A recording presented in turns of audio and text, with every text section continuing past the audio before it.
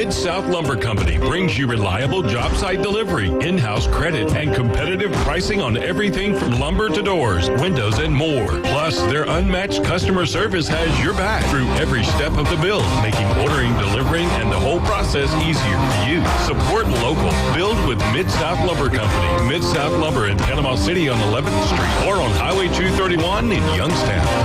The college football playoff semifinals on ESPN Radio. Tomorrow in the Verbo Fiesta Bowl. From 47 yards, he got it! Ole Miss faces Miami. And it's intercepted! It's going to be a Miami pick six! Then on Friday in the Chick-fil-A Peach Bowl. It's Indiana, Oregon. The college football playoff semifinals. Coverage starts at 6, kickoff 6:30 on 104.3 ESPN, Northwest Florida. WPLQ Port St. Joe, WGSX New Haven, powered by Panama City Toyota. ESPN, Northwest Florida.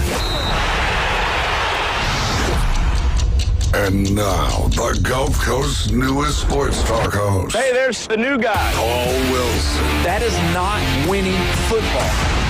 Paul is your pipeline to the heart of the action. The defense can only play this good for so long. Hot takes, big reactions, and your calls are incoming. This week, it's really going to be crucial. The Sports Blitz. They're playing championship football. The new Sports Blitz. You can say what you want. 104.3 ESPN Northwest Florida.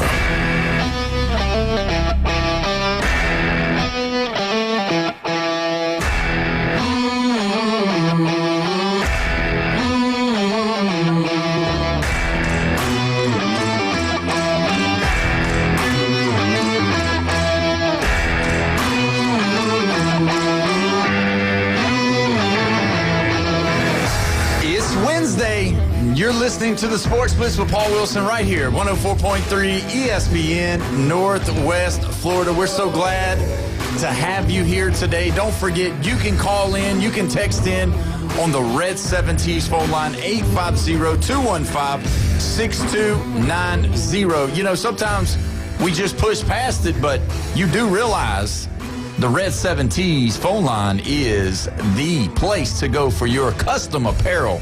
Red 70s, look them up. They're awesome.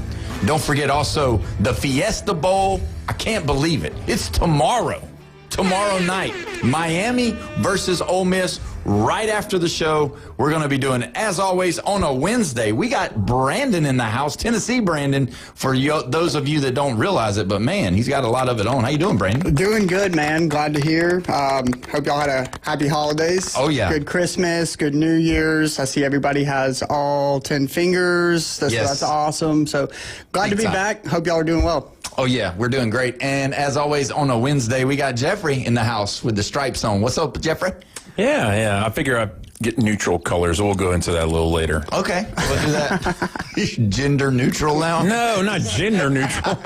Either way, we're going to move. Fan neutral. Okay, fan neutral. Gotcha. There we go. It's unisex. Okay, there we go. God. And we got Bone Crusher back with us for day 2. That's right. All right. Hey, thanks, Brandon, for the restaurant gift card. I took the wife out there, and I was a hero that night. Some delicious eats. Thank you. Good, man. I'm glad you enjoyed Awesome. that, man. That's fantastic. Well, we're glad to have everybody here. We're pumped up and ready to go.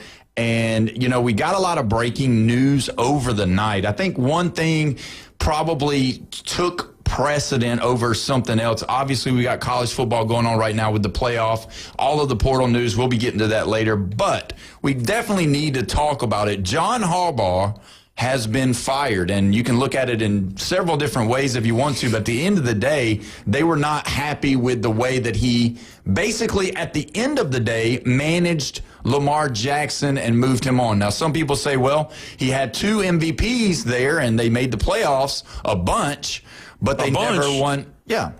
He only been there 2 years, Derrick Henry. He made it once, right? Last year. Lamar Jackson. Oh, yeah, but the other star that they brought in. Well, yeah, but I'm saying bring him to the next level to make it to the Super Bowl, because that was the move that just said everything. So now you're getting into where we need to go. That's exactly right. So you think it's a great move because he couldn't get adding a superstar like Derrick Henry, and he couldn't get to the Super Bowl last year, and he didn't get to the Super Bowl this year. He didn't get to the playoffs this year. Yeah, so definitely he needs to get the boot, right?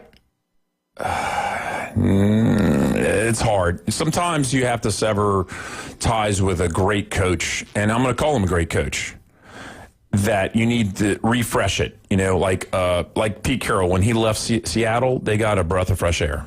And that happens. And it's hard, but that's what has to happen sometimes, because they get too complacent and there's no innovation going on at I don't want to say the school, because it's not a school, it's the NFL. So in essence, that's what you think, though, because you were passionate about what you just said. I mean, you came in right on the target of it, and I'm saying that... Yeah, but you were saying that they kept on going to the playoffs, but it wasn't with Derrick Henry, because that was the move that the franchise was saying, hey, look, we're going to give you the tools to make it happen. And in last year, it didn't happen, and then this year, it shouldn't have been that close to where they would miss the playoffs, because they missed it by a field goal. Right. And then they pretty much looked at the playoffs. Even if you had made the playoffs, would you have even won 2 games? Probably not. So they have to go in a different direction if they want to be that top-notch franchise. And that's what they want. And that's a good sign, because teams like the Jets and the Browns, they don't make moves like that. They aren't winners because they don't make moves like that. And at least the Ravens are trying. I mean, the Browns have had several coaches, way more than the Ravens, but I mean, they're trying, I think, on that regard. They aren't they're trying. grabbing new coaches. As far as if you're saying firing and hiring a coach, the Browns are the poster child for that. But but the thing is, they don't make moves like getting Derrick Henry. Right. Or the Packers getting Parsons. Yeah, I mean, the Ravens organization is a organization that doesn't really make quick decisions like that. I mean, Harbaugh was there for 18 years. Yeah. I mean, I think, the last time they won the Super Bowl was with 9 years ago? About 9 years ago. In the Superdome when the lights went out. Yep. With Joe Flacco. Because some Louisiana people can't pay their bills. So, I mean, and the Ravens won a Super Bowl with Joe Flacco, and they can't win one with Lamar Jackson. So, I mean, Lamar Jackson is allegedly, far and beyond the quarterback, the athlete that Joe Flacco was. Now, pure passer, not sure. But, I mean, being there 18 years and only being able to get them to, that one Super Bowl, they've been making all these acquisitions. I mean, during the offseason, before the season started, it was all talks about how, the Ravens, is this their year? Are they going to do it? Derrick Henry was coming off did he get 2,000 or was it almost? He didn't get it. So it was close. It was very, very close to his 2,000, and then they make it to the playoffs, and then they forget to hand the ball off to him. This year, kind of like the same. You would hear a lot of stuff where, they'd be good and they'd have a bunch of run plays and, they'd control the game. And then in the next game, it was like, let's just abandon it. It got to be really, really inconsistent, and to the point where, obviously the organization, the owners, ready for a change. I mean, they're the ones in-house every single day looking at this team. And like you said, they're not the Browns. I mean, John Harbaugh's been there for 18 years. Yeah. I mean, they've had their success. They're not the ones that make irrational decisions. Now, obviously, they're going to probably vet and pull in somebody with some good experience. There's pretty good coaches out there ready to, be looked at and fill this position. But I think with all the talent, all the money spent on that roster, it was just an extreme disappointment to the organization where they ended up. Yeah, the thing about it is, and Waylon, we are going to be talking about that Ole Miss team here soon, so hang tight with us. I see you on the Red 7T's phone line, and also this is off of the Red 7T's phone line. Who will they get better than Harbaugh? Stefanski, a young offensive coach? And that's really, I mean, good question. Because you've got a lot of coaches that are on the sidelines right now that have had success. All right? Mm-hmm. So if we look around the league because you got to be very careful right here, because Harbaugh has been there for so long. He's established exactly what he's doing. And whether you agree or disagree or whatever with the way he does things, it was a successful run that he had there. He had one Super Bowl win. Obviously, people are thinking, he should have had more, but he made the playoffs. Obviously, he didn't make it this year. But you got to be careful, because you don't want to go into this big slide. You don't want to be in the bottom. At least he was playing for the playoffs. Mm-hmm. So really that's where you got to go. Now, this year, being a year that you've got a Patrick Mahomes that gets hurt and a low Kansas City team, you got Burrow that's not been healthy as well. for him and Josh Allen, this is like, here you go. Here you've been going against all these great quarterbacks for all these years, and they've been beating you in the playoffs. Now they're not here. Your turn, and then boom, you throw an egg like that. And I think, honestly, the Baltimore Raven organization, they saw that on the wall, and they were just like, man, this was our year. You know, we had Derrick Henry, we had whether he was healthy or not, Lamar Jackson back.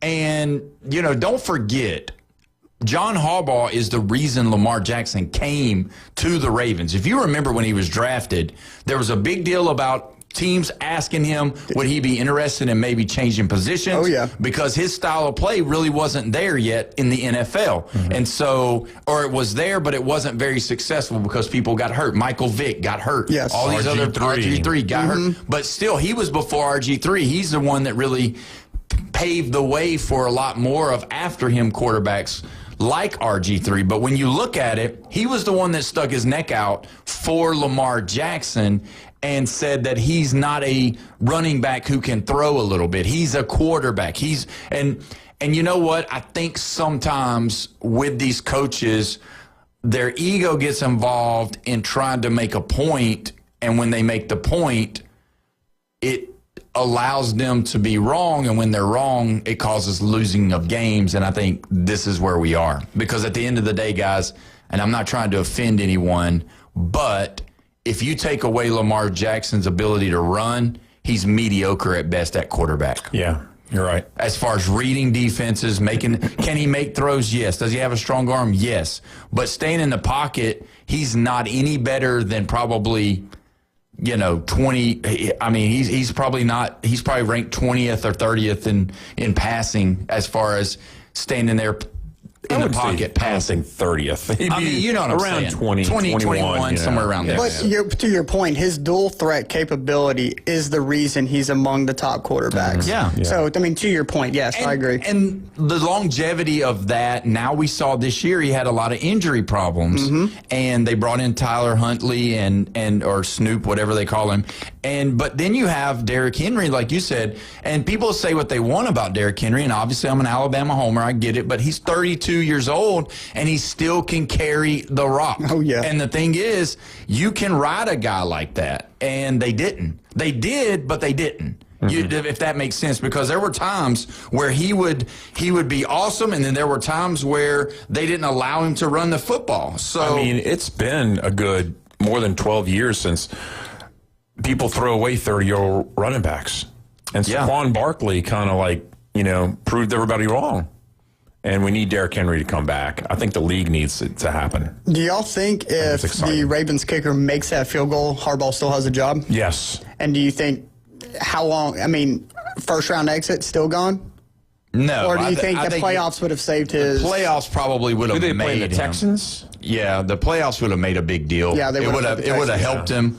But at the end of the day, you got to know that it happens. This is something that happens all the time, and it happened to Mark Richt. It happened to John Harbaugh. It's going to happen. And what is that I'm talking about? Winning, but not winning the one. You win a Super Bowl, you usually last at least 4 years.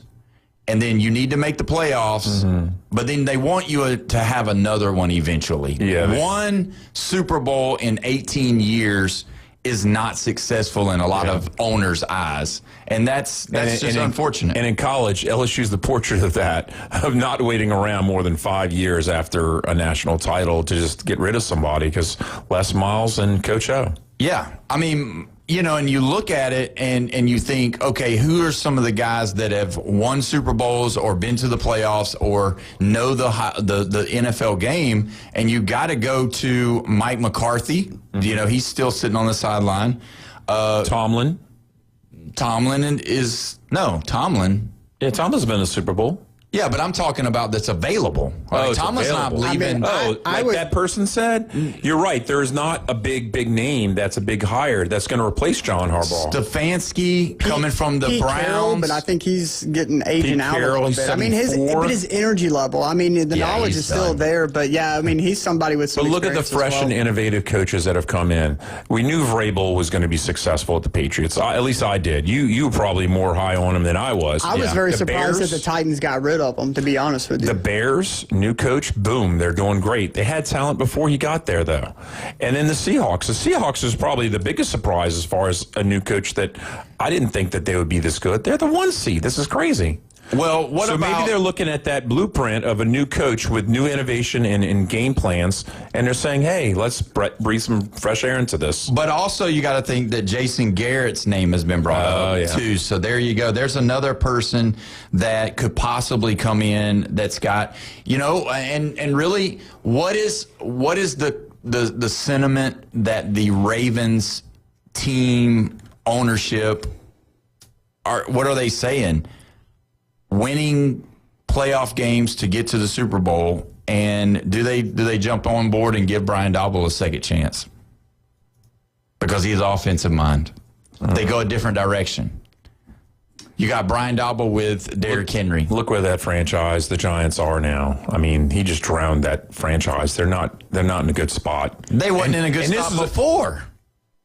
I mean, they had a flash the first year when they beat the Vikings in the first round of the playoffs, and that was it. They haven't been good since Tom Coughlin's been there. True story. Yeah. I mean, so really when you look at it we weren't talking about them like that, obviously. 2011 when they upset the Patriots, right? But that one upset in the playoffs is all I have to really even say about it in the last 4 to 5 years. Well, and this is the other thing, and I'm glad one of our Facebook listeners, Chris Steffen, he wrote, Lamar Jackson is probably going to have a say in this as far as getting involved in that, because really they need an offensive-minded coach, really, if they're going to. That's who he's. They've always had defense. The Ravens have always had defense. Yep, you had Brian Billick, and now you had John Harbaugh. Both of them brought a championship there. So I mean, but we're in a different era now. You're not seeing. I mean, even though the Eagles' defense was dominant against Kansas City last year for the Super Bowl, the Eagles had an offense. They had an almost 2,000 or over 2,000-yard rusher. Jalen Hurts was really good at times. Devontae Smith's really good. A.J. Brown was really good. Their offense was as complimentary to their defense as we've ever seen, to me, because, I don't know, is the old adage defense wins championships going away? I don't think that's going away. I still think that it does. Your defense keeps you in the games. I mean, as like a Tennessee fan, I know what it is to have a high-powered offense with no defense, and look where we ended up. It's not necessarily foolproof. To be quite honest with you. I think the Ravens do need an offensive-minded head coach, but, I mean, historically they have centered their focus around the defensive side and the toughness on that. Listening to some of the guys talk on TV and stuff, they're disappointed with how the Ravens defense is playing and things like that. Obviously the offense isn't clicking. I don't know what direction they need to go, but their offense should have been as complimentary to their defense with all the weapons they have. Lamar and Derrick Henry and Zay Flowers. I think they picked up. I don't know how much he played. Likely's a good tight end. Andrews. Yeah. I think they picked up D-Hop in the offseason. I don't know how much he played, but I mean, they had the actual weapons to be complimentary. I think a head coach is going to be super important. I mean, you've seen what Ben Johnson did to the Bears going there. I mean, an offensive-minded guy, got his hands on Caleb Williams. They're in the playoffs. Yeah. The Bears. Yeah, and I think that's where people are seeing that. They're seeing the Liam Cohens. They're seeing the Ben Johnsons, and now everybody's leaning towards that offensive-minded. That's why I mentioned Brian Daboll, being the possibility of that. So really, when you look at it that way, that's the deal. But let me tell you this. Just 45 minutes after he was fired, his agent come out on Twitter and stated, all 7 teams that were in need of a head coach has already contacted me to look at talking to John Harbaugh. Wait, what's 7 teams? All the other teams that needed a coach. Okay, so the Falcons. Well, I mean, I'm not necessarily worried about. You can count them, but I don't know. He said 7 teams have contacted him. Now, one of those teams is Miami. Dun, dun, dun, dun. Yeah, so there you go. So you can have it. You can sit over there. Thanks, guys. Yeah, you can give me bad news here. Yeah.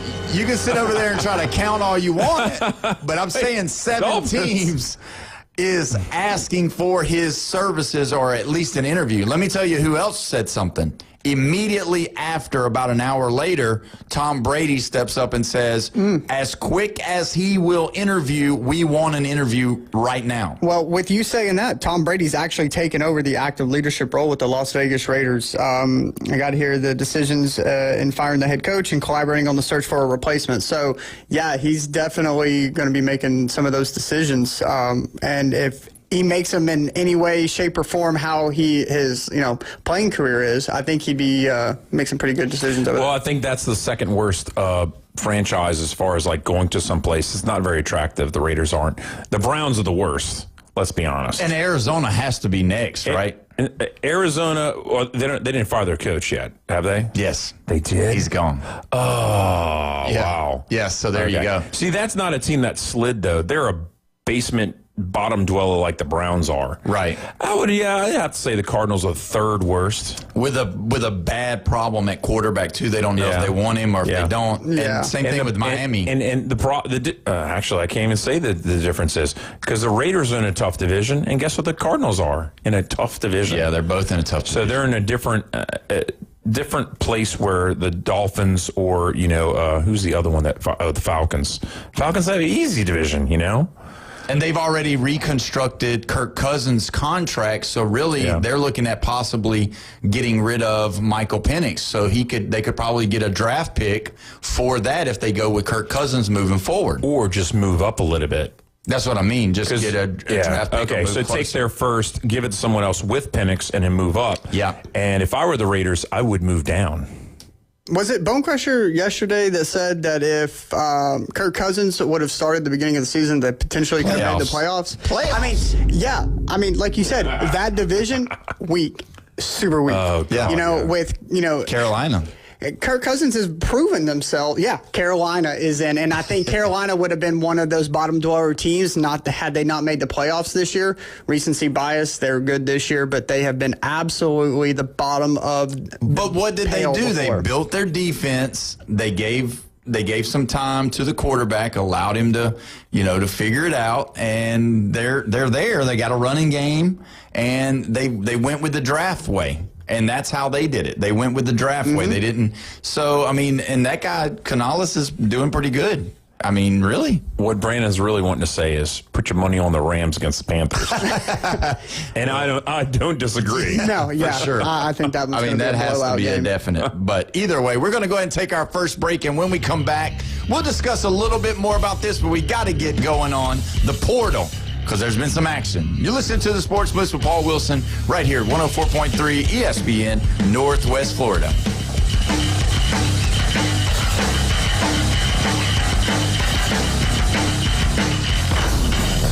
Get in the game. Call or text us now on the Red 7T studio line.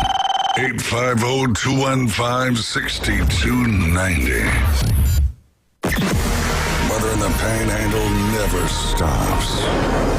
Turn to 104.3 ESPN Northwest Florida. This is Joanna with your latest forecast. Up to the minute weather reports all day long. A chance of thunderstorms and moderate rain. In-depth storm coverage. Winter Storm Enzo. And breaking weather as it happens. Hurricane Helene. ESPN Northwest Florida. We do have a tropical storm warning. Rely on it. Good afternoon. This is Joanna with your latest forecast on ESPN Northwest Florida. The rest of the day, slightly foggy and a temperature of 72 with wind 5 to 10 miles per hour out of the southwest. Some fog causing poor visibility tonight, very little wind and quite warm near 63. Slightly foggy in the morning followed by some clouds and 71 tomorrow. 72 and slight fog in the early morning but otherwise some clouds Friday. This is your Wednesday's weather brought to you by Earthworks of Northwest Florida. Thank you for tuning into ESPN Northwest Florida. Rely on it. Looking for a new way to explore Bay County? Or maybe your trusty bike needs a tune-up?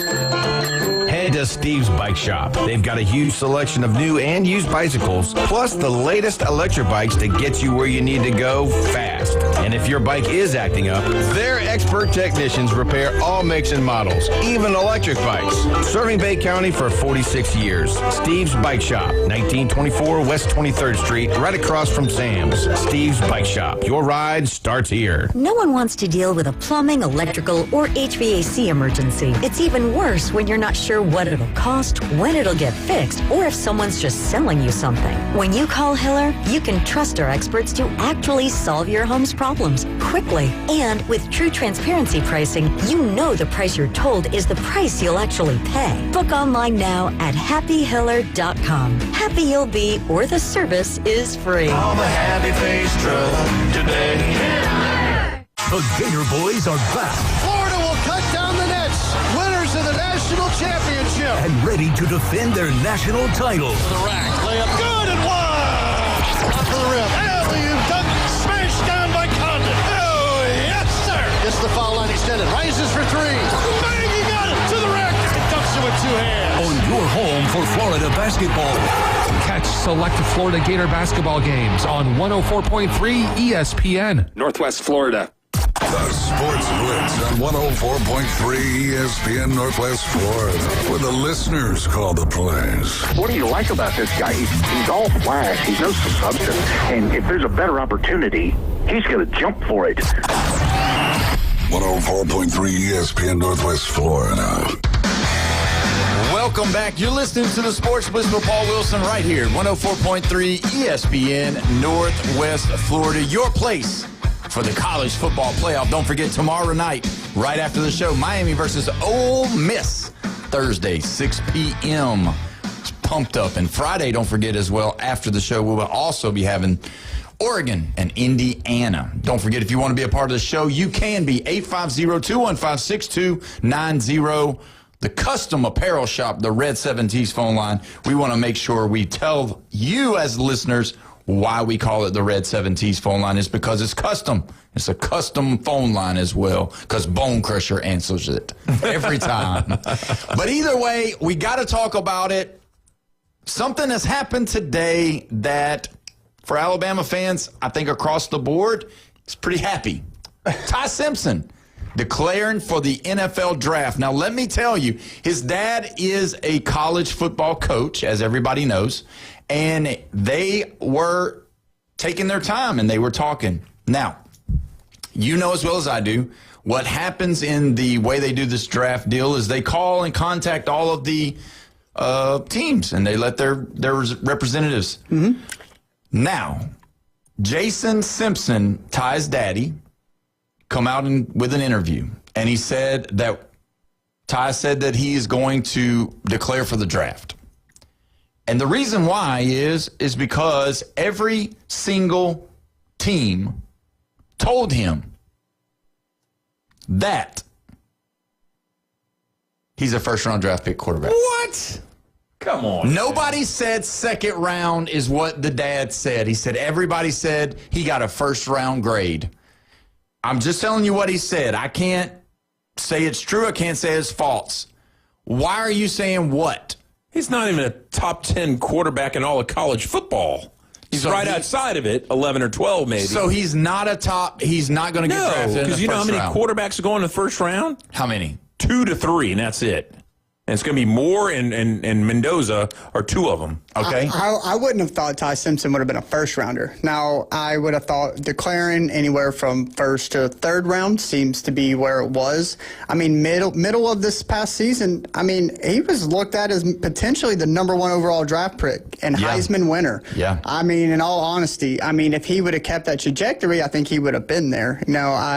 Obviously with the ups and downs of the Alabama offense, I think that threw him, a little bit off of that trajectory. But, I'm kind of glad that, he's declaring, because then I don't have to root for him at Tennessee if he were ever to be there. There was being said. No, it was very hot. It was very hot for a little while that Tennessee and Miami had their hats in there for Ty. So last week, Heupel was at UT Martin recruiting a cornerback, or talking to him. Yeah. And obviously, that's where Ty's dad coaches football. You don't think Heupel sat there and talked to Ty's dad at all? You got to be kidding me if you think differently.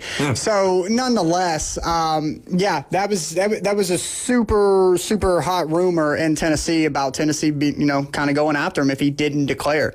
Obviously declared, got some good news. So I guess we'll see, where his measurables are in the combine and see if he gets any other news. I mean, so we'll see. So let's just be fair about some of the things. Now, obviously, I'll give you my opinion after this fact. But the fact is that in the South Carolina game, he was hurt. And that's the problem that a lot of people don't understand. It's just like Joey Aguilar. A lot of people don't realize that during the season, there's times where they get hurt. And they don't put it on they're not like the NFL where they have to put it on the injury report. So a lot of times they cover it up. They don't tell you. They don't give you any feedback on that. Yeah. They just put out their, whether or not their depth chart for the most part. They don't necessarily have to, but that's one of the things that they do. I'm surprised that they don't. With the amount of money being thrown around, especially it's probably gambling, I'm going to say to not announce any injuries. I'm surprised Vegas hadn't gotten involved and say, hey, NCAA, y'all have to change this because of this. I'm shocked, though, because you did see how good of a player that he was when he was healthy. When things were really rolling, it was really rolling good. Yeah, he was definitely a team player. I felt like he was always positive. Like things get rolling his way, and he's building up the momentum. He brings up his teammates. He's a leader. Yeah, and don't forget now, this was his first year to start. I mean, this was his first time. Milroe was last year. Yeah, Milroe was last year. So this is his first time. He was an original Saban recruit, so that kind of bit and he good told for him to stay. He told him to stay. But and work on his craft. For me, I'm not a big Ty Simpson fan. I didn't love everything that I saw. Obviously, when you're hurt, you do things to make up for it. And so with that being said, if I was an NFL team and I had a pick and I needed a quarterback, Ty Simpson wasn't going to be the one that I would go with. So Julian's saying somewhere between 5 and 10 best in college, and Simpson's not even top 10. I mean, you think Julian saying was good first round? No, I mean, obviously no. But I don't. You think it's a different sport? I just don't. I don't really know. I don't really know, because even you at the beginning had said that Diego Pavia was an opportunity for the first round, and I'm just like, no, there's no possible way because he's just too little. Well, not just that, his attitude is just horrible. I mean, he looks like he just wants a party. I know, but still, we've already seen this before, and it's the Manziel report. I don't know. I'm sure you listened to what I said about people going to their rivals, and I did not like the fact that Ty Simpson would go to Tennessee. No. But I'll drop a name that when I went to Knoxville into the University bookstore there in Knoxville, you know what two shirts were definitely presented there? What? Peyton Manning and Alvin Kamara, who went from Alabama to Tennessee.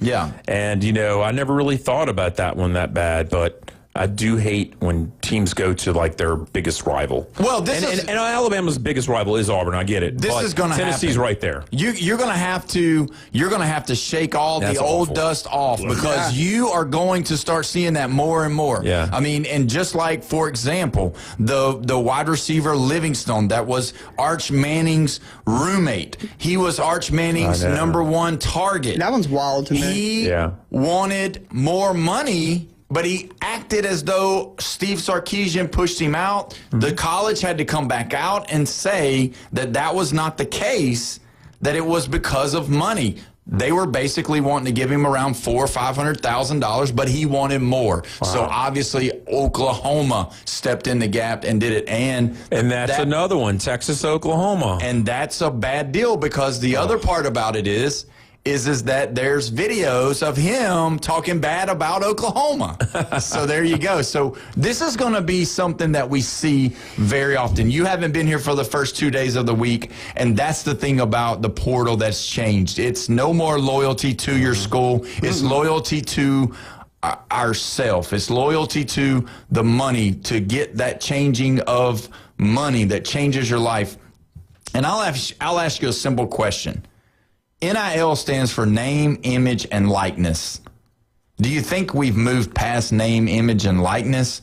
or because this is not about their name, their image, or their likeness. The beginning of all of this was to pay them because the school was making money off of them. Now it's not the school making money off of them. It's them making money way more than everybody was thinking. So the NIL needs to change because it's not the NIL anymore. It's show me the money. Yeah. So show me the money. So SMM, we take the out. So like, what was it, like 10 or 15 years ago when, 2014 maybe? The last NCAA football had come out. And I was thinking, we just need to pay these guys just a little bit, just to, give them the game. I thought that's what it was for, name, image, and likeness. They just being able to use that kind of stuff like in video games and school promos and things like that. But you're right. It's moved past it. It's a business, and these schools, it was seen that they're making money off these players. They're definitely making their coin off the universities as well. So I kind of see it both sides. The university can't have a program without the kids, and the kids can't make money without the university. So it's kind of goes both ways there. You're looking at it from the player or student's point of view. Look at it from the employer's point of view, the college, university. It's PP is what it is. It's potential and production, and that's what they're paying for. Because the person that's writing the check is what it's for. It's not for the student or athlete. And they're not making that. They're going to make their money regardless. Oh, yeah. And that's the whole deal. And just like everything else that has something attached to it, it's just like anybody else. It's like when Arizona State's Kenny Dillingham, he said there's got to be somebody here in Arizona that can just stroke a check for however many millions of dollars so that we can go out and give all these kids the money to come play football. And so realistically, it's not about the school anymore. They use it as a cover, to me, that they allowed the NCAA to allow the schools to now give money. But it's just like what was offered to, I believe it was DJ Lagway from the University of Florida. That is we're going to give you this amount of money, but there's going to be more money that you can earn or that you're going to get from other sources. Commercials for lawyers, injury lawyers. I mean, that's what they do in Baton Rouge, I mean, it's just like when Anthony Davis was at UK. Yeah. He drove a brand new Ford. Yeah. Well, who was the UK sponsor of Ford? Paul Miller Ford in Lexington, Kentucky. Well, how did they get vehicles? Ford. Yeah. And that was how it's done, and that's how it's done now. Because if you look at it, these guys are making the money. If they go into a restaurant in the city, do you think that people are sitting there or the owner there, that when they recognize that star athlete that's coming in there, do you think they're going to pay for that meal? Absolutely not. He's going to want them to come back, because if I can say that Jeff Simpson is coming to my restaurant on a regular basis, what's going to happen to all the fans of Jeff Simpson? They're going to show up at that rep. What are they going to do? They're going to eat and drink and wait for Jeff to get there. Yeah. And when they do, that guy's going to have Jeff's chair ready to go, because everybody's going to spend money when Jeff's there. And that's the deal. You want to hear a shocking revelation? Before I bartended, I had to bounce at a bar in New Orleans. You ready? Yeah. And a couple LSU defensive backs come up to the door, and they were 19 years old. And I told them, no, they're not getting in. I bet he said it real serious. And you have to understand, the bar owner, he's a buddy of mine and all that. And he comes to the door, hey, what's the problem? These guys are 19, they're not getting in. It's 21 and up, right? And he starts talking to the guys, and he realizes they're LSU football players. And he's like, he let them in over my, not letting them in. So that shows you how much I am a duty to my job, because I wouldn't even let LSU football players in the bar, because, there's rules, and you got to live by them. So sounds like I should turn in my LSU card. I think so. I mean, I believe so, because I mean that's funny. You're gonna make me laugh and get tickled. We're gonna have to go to a break. Hey, come on in, yeah. Bring your friends. Oh gosh. But anyway, so when we look at it, when you look at the portal and where it's at, we've got several people that we want to talk about, but Jaden Ball being one of them. We did touch on it a little bit. That was a big catch for this team. But let me ask y'all this. When we talk about Florida, put your Florida hat on right now. So at first, I really pushed hard that Tulane was, it was basically Tulane's team coming.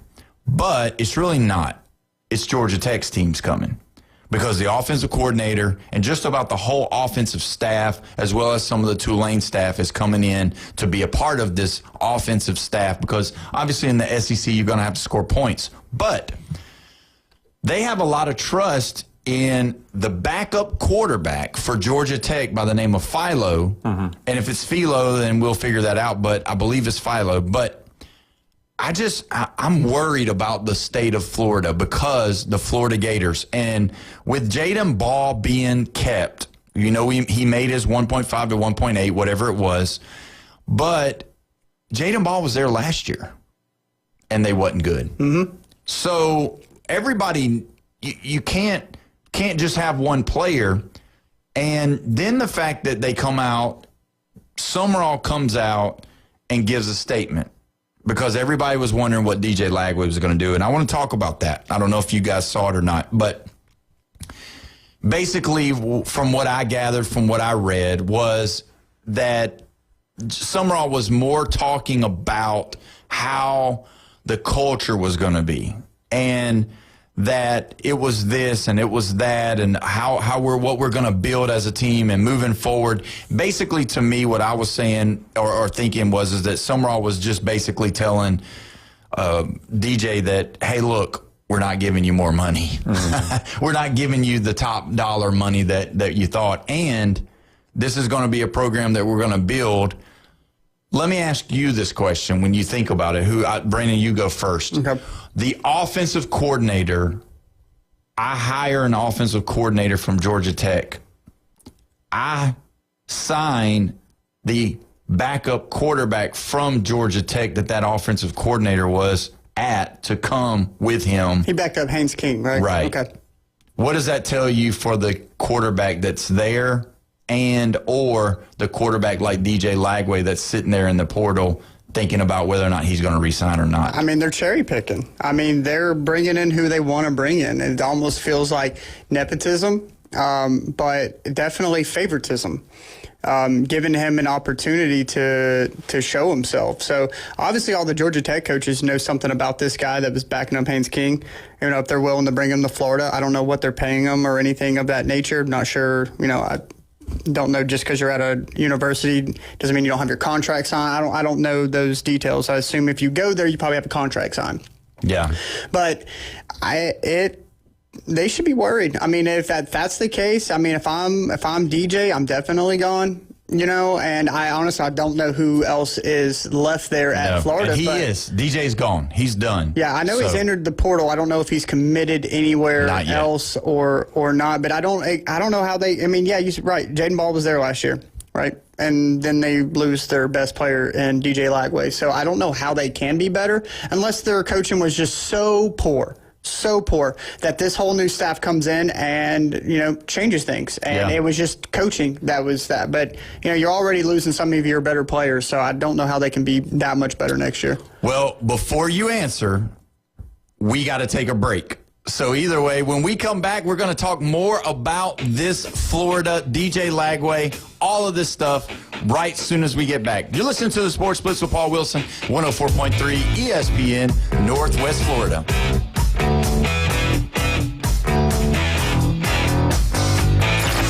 Reach out and smack someone.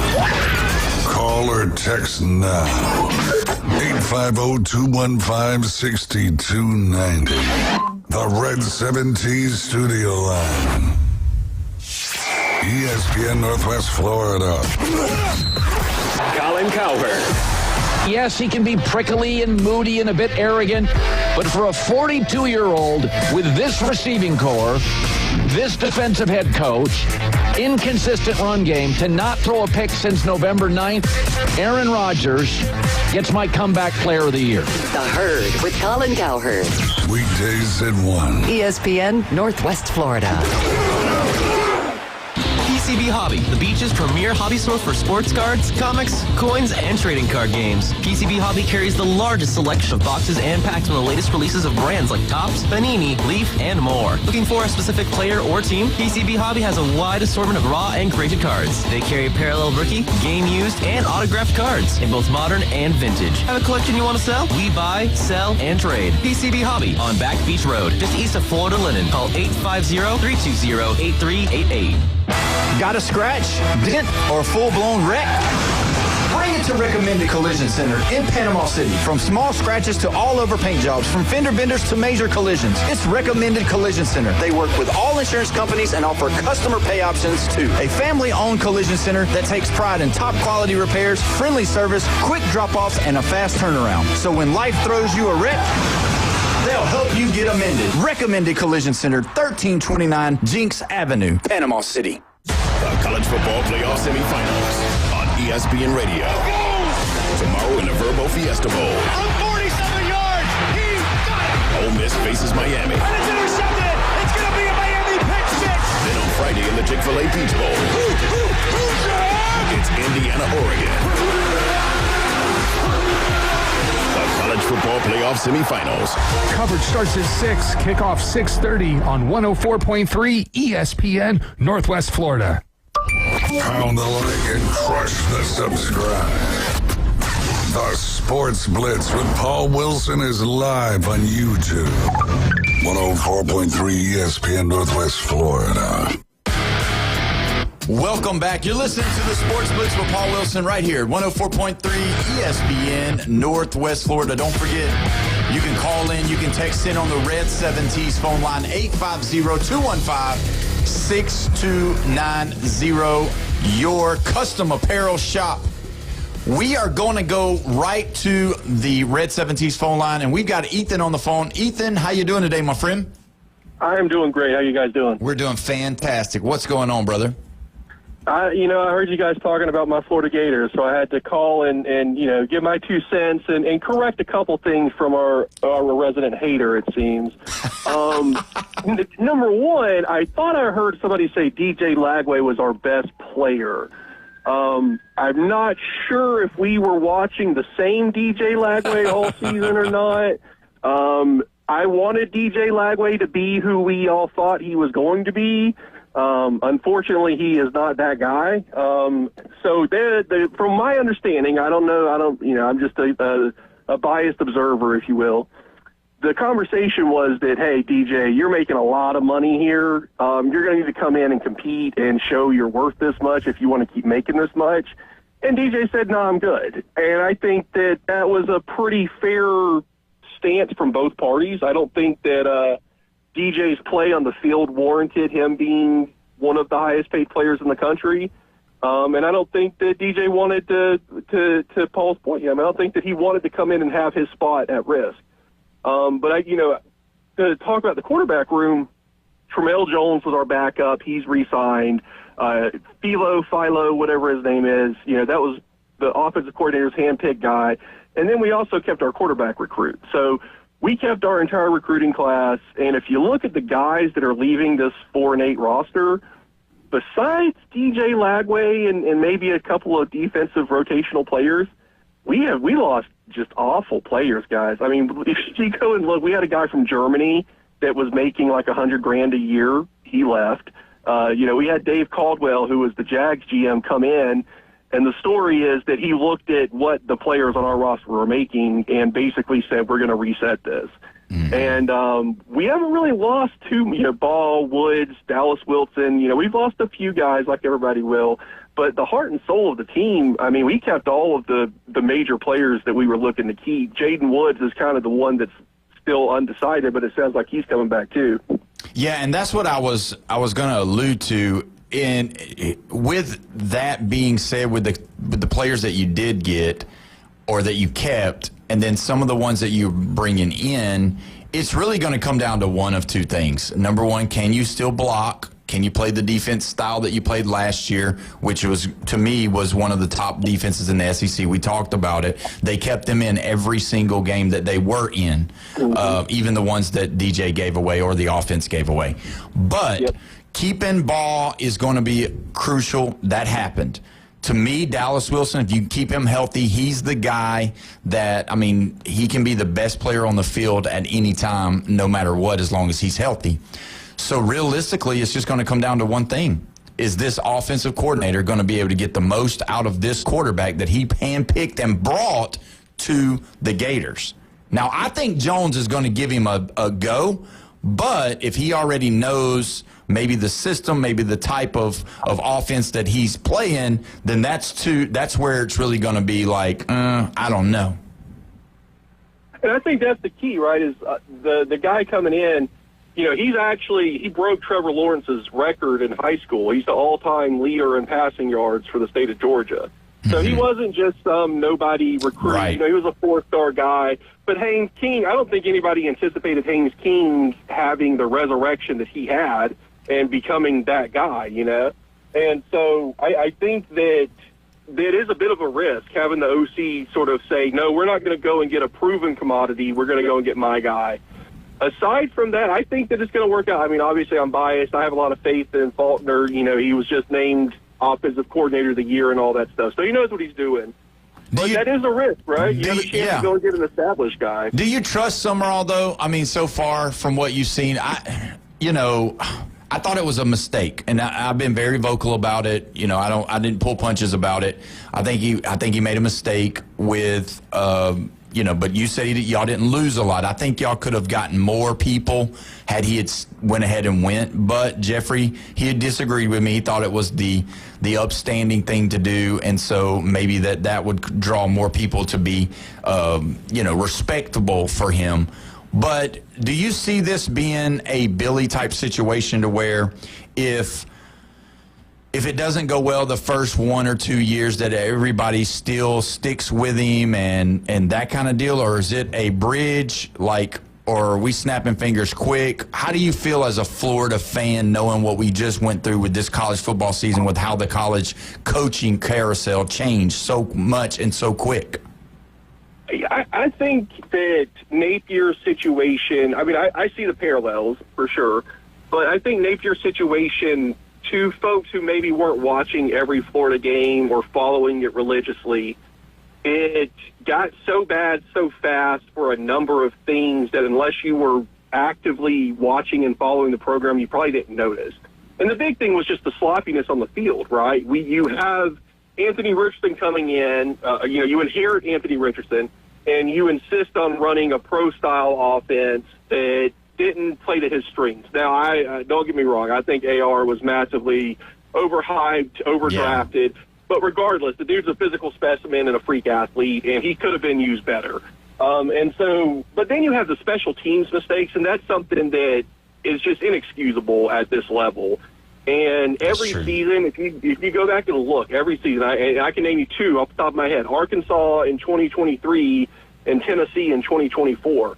Both of those games went to overtime, and both of those games had a made field goal before halftime that was called back because of procedural errors that are come from coaching. So that's two losses directly on the coach not being good at his job. Guys are going to drop balls, you're going to throw picks, but those kinds of things blare. Like you can't look over that. So in terms of that aspect, there were so many small things that Napier did poorly or did wrong that, with our fan base being as hot-headed as it is, it just made the situation very toxic from the jump. And then, to the point of the offensive coordinator, I mean, Napier deciding to name himself offensive coordinator and refusing after 4 years of mediocre at best offense to give it up, that was the thing that really, there was no coming back for him for that. And that's the thing when you're talking about 1 or 2 years. Well, maybe in 1 or 2 years the offense isn't clicking, but your defense is humming along. Okay, go get a new offensive coordinator. When the head coach is that guy, you don't have that option. Yeah, you can't. And that's exactly right. You can't. And so Napier bet on himself, and he bet big time, and he came up, snake eyes. And so, everybody kind of saw that. But the other thing, too, was the portal. Napier wanted to follow Dabo Sweeney, Clemson's model. We're going to recruit high school well. We're going to develop our guys. We're not going to overpay. We're going to bring in a few pieces here and there through the portal and grow organically. And as you look at the CFP, everybody else adapted to the new world, and the teams that haven't adapted have gotten left behind. Yeah, and even Dabo's stepping in now. He's stepping in now. Yeah, exactly. And I think that's one big thing about Summerall, that not only do I feel like he's doing pretty well with the portal so far in terms of retention, bringing in the pieces that he's brought in. We just got a guy from Kentucky, and the familiarity with the systems. I feel like they're building something that makes sense right now.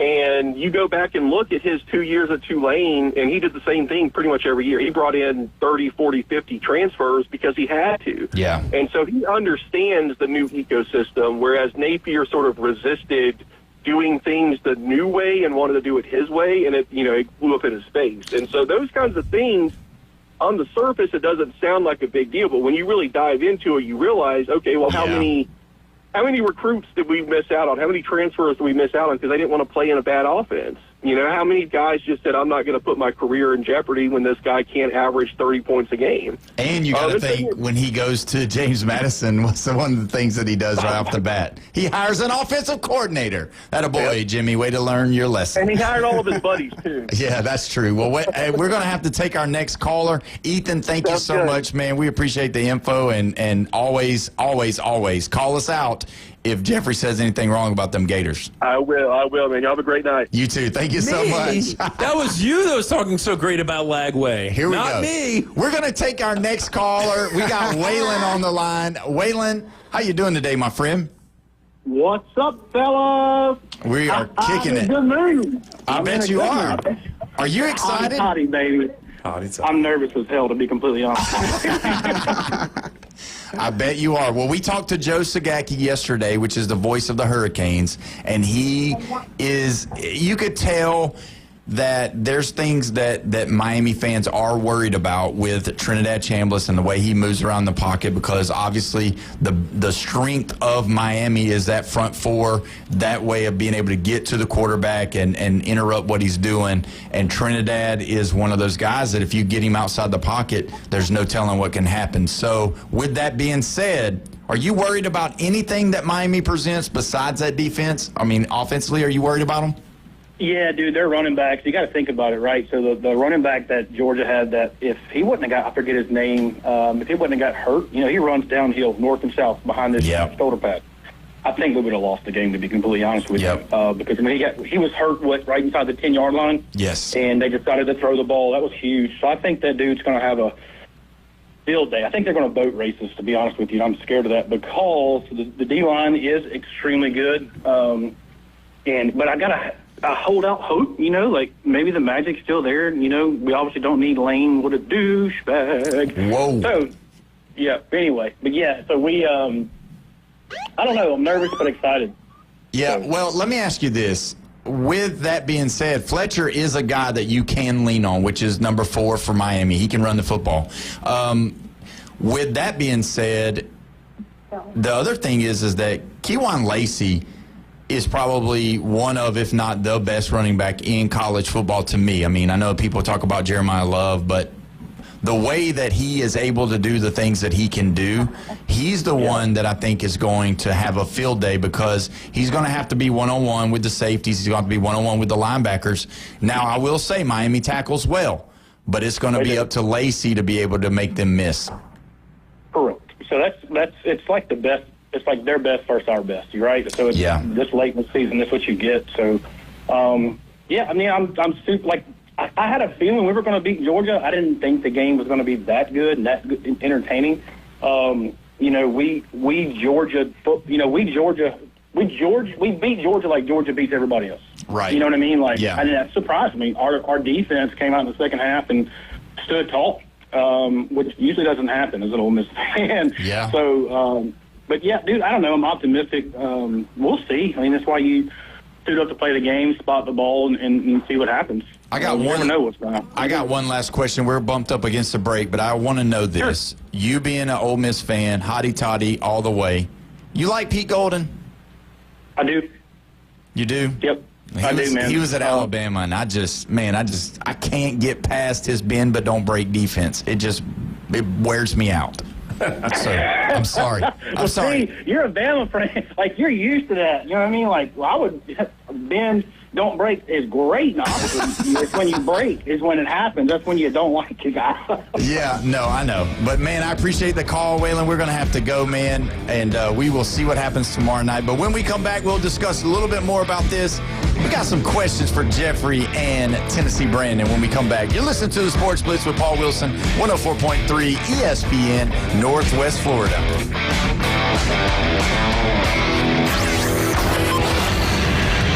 Call or text in now on the Red 7T studio line. 850-215-6290. This just in. Get the latest sports news, scores, and updates from 104.3 ESPN Northwest Florida. Follow us on Facebook for exclusive content, behind-the-scenes action, live streams, and the chance to interact with your favorite hosts. Stay connected. Stay connected. Stay connected. Join the conversation on Facebook, YouTube, and Instagram. Search for ESPN Northwest Florida and crush the follow button. I follow you on social media. We're always here to keep you in the game. Good evening. This is Joanna with your latest forecast on ESPN Northwest Florida. For tonight, foggy causing poor visibility and a low of 64 with wind 1 to 5 miles per hour.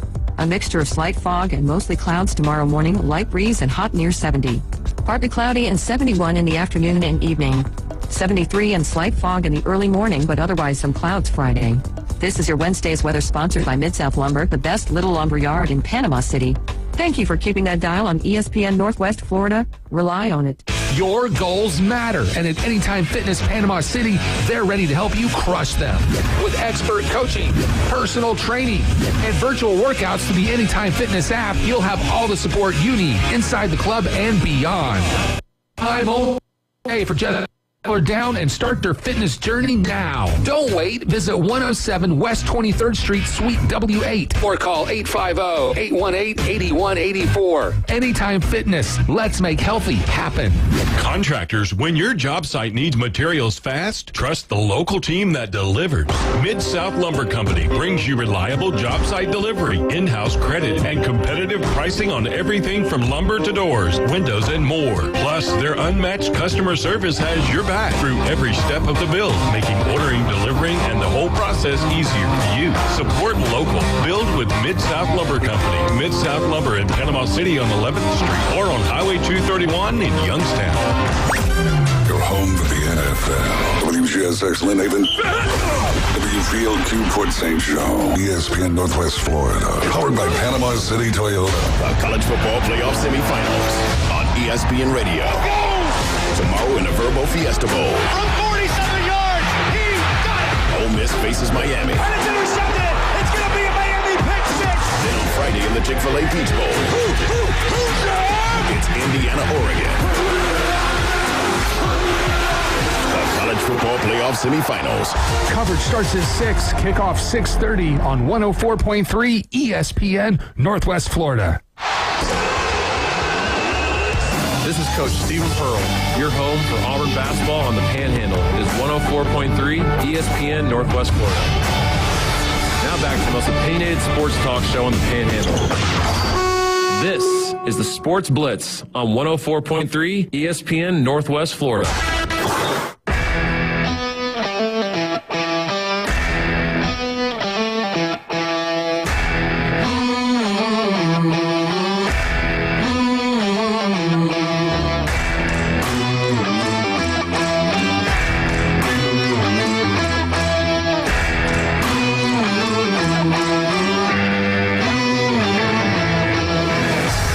The sound, it must mean one thing. It's 5 o'clock on a Wednesday.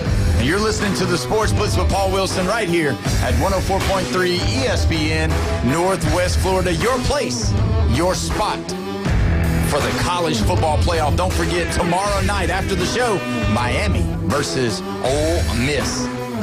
And then on Friday, don't forget, Oregon takes on those Hoosiers right here after the show. You want to be a part of the show, you can be 850-215-6290. 0. You know, when you think about it, it's so crazy to me because realistically, it's even hard with the promo to say that Ole Miss is one game away from playing in the college football playoff championship. Welcome to the new I era just of college can't football, believe baby. it. Mm-hmm. All of these teams wasn't there last year, wasn't where they are. We're going to have a new champion. This is probably not going to be a blue blood year because you can't call Ole Miss, you can't call Miami, you can't call Indiana, and you can't call Oregon a blue blood because they haven't won it in so many years. And only the one that's won it's been Miami. So realistically, when you look at it, is this good for college football? Having the parity, having the NIL, being able to spread out the talent, or are we missing the blue bloods that get to be in there every year? Every year. I know I miss it. Why? Because Alabama's a blue blood, and that's why I want them in there. But anyway, I'm going to get off my soapbox. Jeffrey's already rebuked me yesterday for saying that because he likes it where nobody wins back-to-back, so he doesn't like excellent play by one team. He likes to spread the love. Yeah, I'm not saying, you know, back-to-backs aren't bad. However, I think the way we're going, I think it's awesome. I love seeing these 4 teams up here. I love not seeing an Alabama. I love not seeing a Georgia. I love not seeing a Clemson or Ohio State, a Michigan. Mm-hmm. Absolutely love it. Oh, yeah. It just makes it Notice feel... what name he didn't say. LSU. Because they ain't been there in a while. Well, anyway, I mean... Oh, yeah, wait a minute. Okay, here we go. Oh, here we go. Where it's coming. Because you know how many years it's been since Alabama won compared to LSU? 1 year. That's it. Yeah. 2000 compared to 19. Yeah. 1 year. We should have beat y'all. Wow, that's so long. And we should have beat y'all in 19. Oh, God, really? A 2-up ankle injury, 5-point victory by this greatest team of all time. And we hung 47 on you. All right, children. But we had 42 on y'all. How about that? Order in this house. Tennessee ain't won since 98. Yeah. Y'all over here fighting over 1 year about less than 5 years ago or whatever, 7 years ago. And I agree with you about the different schools. No, I love it. I absolutely love it. It brings, parity. It brings, a different culture, atmosphere, opportunity for all these schools and for all these players. I love it. I guarantee you the whole city of Oxford's going to be shut down tomorrow night at 6 o'clock. As far as when I say shut down, meaning everybody's going to be glued to their televisions watching it. And that's what you want for college football, right? You want that. I don't know if you're blowing that out of proportion. I guarantee you there'll be businesses shut down for the game. Yeah. Guaranteed. Yeah. There's a place called the Velvet Ditch, and it's like the place to watch sports in Oxford. It's already so packed every football game just to watch games that it's going to be unbelievable. It'll be like Mardi Gras. That's fantastic. And I mean, Miami, how good of a story is it that Miami now is back into the conversation of possibly being the champion of college football? And with all the Miami fans that are here and all the people that love Miami and all the U's that you see, and, I mean, it's the teams that have the hand signals.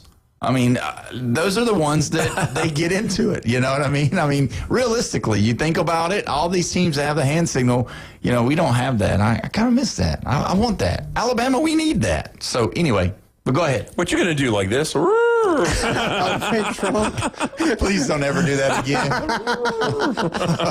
No, but I mean, in long story short, Waylon says, by the way, that schools are letting out early that day so kids can get home and parents can get home to watch the game. So wanted to say that, but I love it. I love there being, these smaller teams, the non-blue bloods. I enjoy every bit of it, to be quite honest with you. And I just wonder, with that being said, if they do end up winning that game, if they will be written a notice to let the kids come in later for school that morning, because I mean, that game's going to run until 10:30, 11 o'clock. I'd be likely to give my people a paid day off at recommended if Tennessee was in the semifinals and had a national championship opportunity. I promise you, I'd say, hey guys, I'm going to watch the game. I know, blah, blah, blah.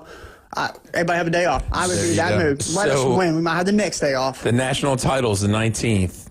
The first day of school at Ole Miss is the 20th. It's the next day. Wow. Yeah. I mean, it could work out really perfect for these guys. I mean, they'll be like, hey, we're not coming, but we'll be there for the rest of the year. Yeah. So, but either way, when you look at it, let's talk a little bit more about the portal. I wanted to get into this. Jeffrey, Sam Levitt visited with Lane Kiffin yesterday. He was at the boys basketball game last night. They were together. Kiffin on the phone. They were on the front row.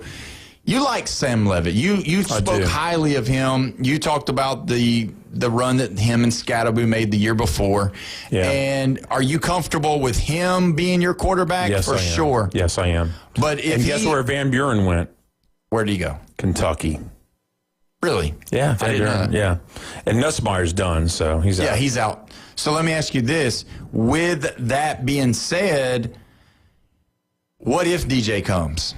I don't want DJ. What if Levitt doesn't sign with LSU and Why you DJ keep on comes? selling me this stuff, man? DJ Lagway? You hate the name DJ. It's happened before. It didn't work out before. It's like an ex-girlfriend you don't want. No, I don't want DJ Lagway. Stop pushing him on me. I don't want him. Stay away from Baton Rouge, DJ. Well, the thing is that they've got the money. I don't care. Lane Kiffin. This guy's got no... I'm not trying to say he has no talent. I'm just saying that I don't believe in him. Lane Kiffin has already spoke highly of him.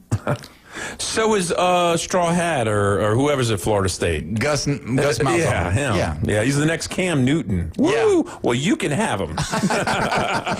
All right, so we know that Sam Levitt right now, as we speak, is in Knoxville, though. Yeah, he is in Knoxville for, they say a multi-day visit. That just probably means 2 days. So let me ask you this. Do you want Sam Levitt?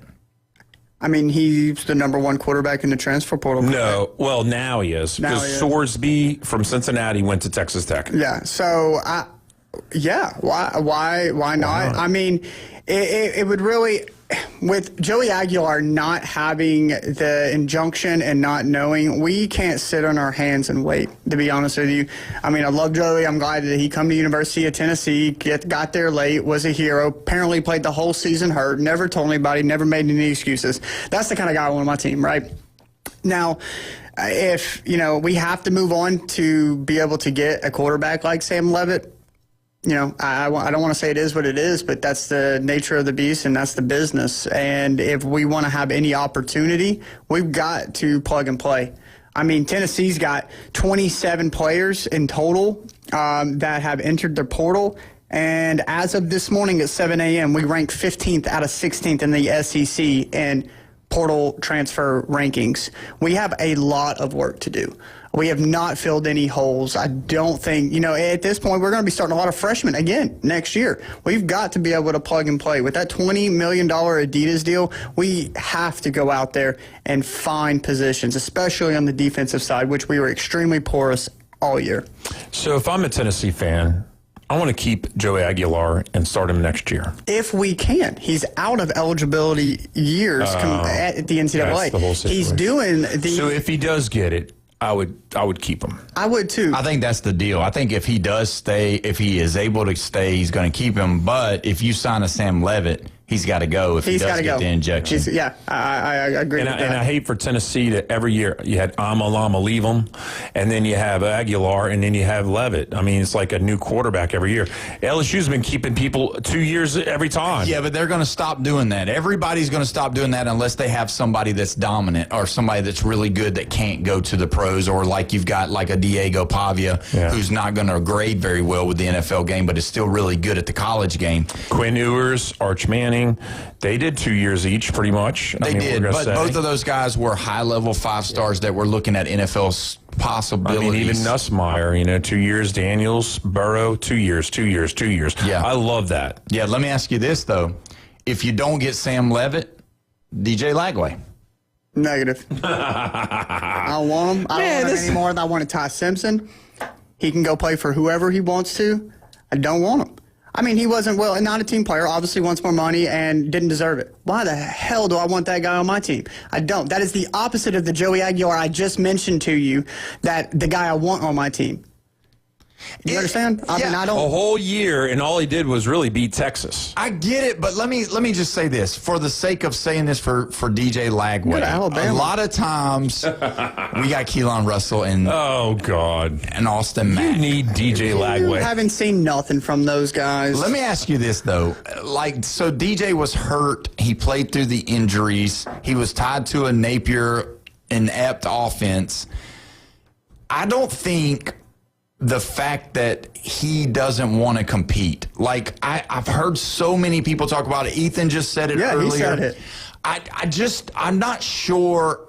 You know, I would love to interview DJ. I would love to hear him speak. I would love to talk to him and just hear what he's got to say about it because, you know, a lot of these guys, they'll say something on Twitter, but it's typed out. It's not their voice, you know, and they all get interviewed, but it's usually about the game. I want to know if realistically he's afraid to compete because that's what the narrative is right now. Yep. The narrative is that DJ Lagway will not compete, but I just don't see that. I don't see him being, I mean, is he this 5-star?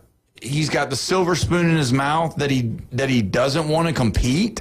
Like, it just doesn't make sense to me. And that's the narrative that's being floated. And it's been floated by Florida fans. And they know him better than we do, but are they a little bit quick or harsh or that's the question because, you know, you based your whole statement of I want this kind of guy because I don't want that kind of guy because you believe that what the Florida fans and the people in the background are saying that DJ Lagway doesn't want to compete. Now, if that's true, then yes. But if it's not and he comes out and dominates, then I would use that as fuel for the fire. I mean, we just sent a quarterback to UCLA because he wanted more money after average play. You think we're going to pull in another, quote-unquote, apparently he's not good. I mean, not good enough to keep from Florida. So, I mean, he was only the number 3 overall recruit in 24, the number 1 quarterback coming out, and the number 1 player in Texas. You know the athletes that come out of Texas? This guy was highly recruited. Yeah. He was supposed to be the guy. And don't forget his 2 years ago when he come in and play against Georgia, he played against Georgia. I mean, that's what everybody was basing this year coming up on, but he was injured. He was injured. He was hurt. You know what that means? He was hurt. That means he wasn't 100%. Who do you know that can play the quarterback position and not be 100%? Not very many people, and not be great. You want him to be great. You want him to be like he was when he played against Georgia, but he was hurt. He was injured. Ty Simpson was playing bad. Now we find out he was injured. Joey Aguilar, he was injured. Yeah. These guys He led the injured. SEC in passing yards with a benign tumor in his bicep pressing against his labrum. I mean, I'm going to leave it at that one. But, I mean, he was injured. So you're thinking, Paul Wilson's thinking, DJ Lagway's healthy. He is one of the top players in the country? Careful what you say here. I would say, let's just roll it back here. All right. We're going to name Brent Sorensby the number 1 quarterback in the portal, and he played in Cincinnati. We're going to name Sam Leavitt the number 2 quarterback in the portal, and he played at Arizona State. He's been to the playoffs. Yeah, but who took him to the playoffs? What do you mean? You talking about Scatabo? Yeah. Scattaboo, whatever. Yeah. Yeah. Yeah. Yeah. Still a quarterback. He's the most important person on the field. That is true, but, you know, I mean, what did Lagway so do? was J.J. McCarthy. What did Lagway J.J. McCarthy won the national title. Would you say he's a top 10 quarterback of the last 10 years in college football? No. But he won he played the playoffs, won the playoffs. Look how many Ohio State guys were supposedly great, and only one of them's panned out in the pros. But I'm just saying, like, we're giving these guys all of these high remarks and all of this. Yeah. When DJ Lagway was healthy against Georgia and he put up the numbers against that awesome Georgia defense, he was as good as any quarterback in college football last year at that time? You ain't got nothing for me. I mean, the one game in 2 years is what you're giving me as evidence. I'm selling. Lagway beat LSU and somebody else last year. Not this year. We just correct 2024. Ole Miss, right? Yeah. Was it Ole Miss? Yeah, I think it was Ole Miss. That's it. That's all he did last year. All he beat was Texas this year, and that's it. Yeah, that's it. Just Texas. Just Texas. Kept them out of the playoffs. Just Texas. 9-3. They would have been in the all playoffs. Those NFL players on that team.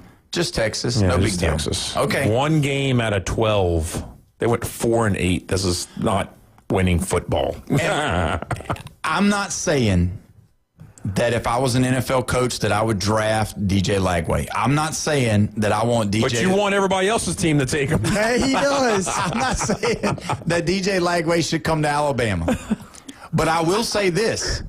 If we didn't have the 5-star Keelan Russell, and we didn't have what I thought was a really good Austin Mack that come in for Ty Simpson in the second half of the Indiana game, if we didn't have those two guys, I would roll the dice and take DJ Lagway at Alabama. I would.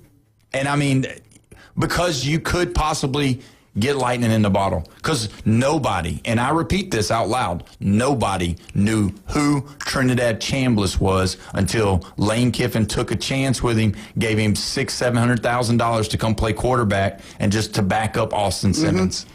Do you know who Damon Washington is? Yes. Yeah. So at Washington Huskies, his name's Williams.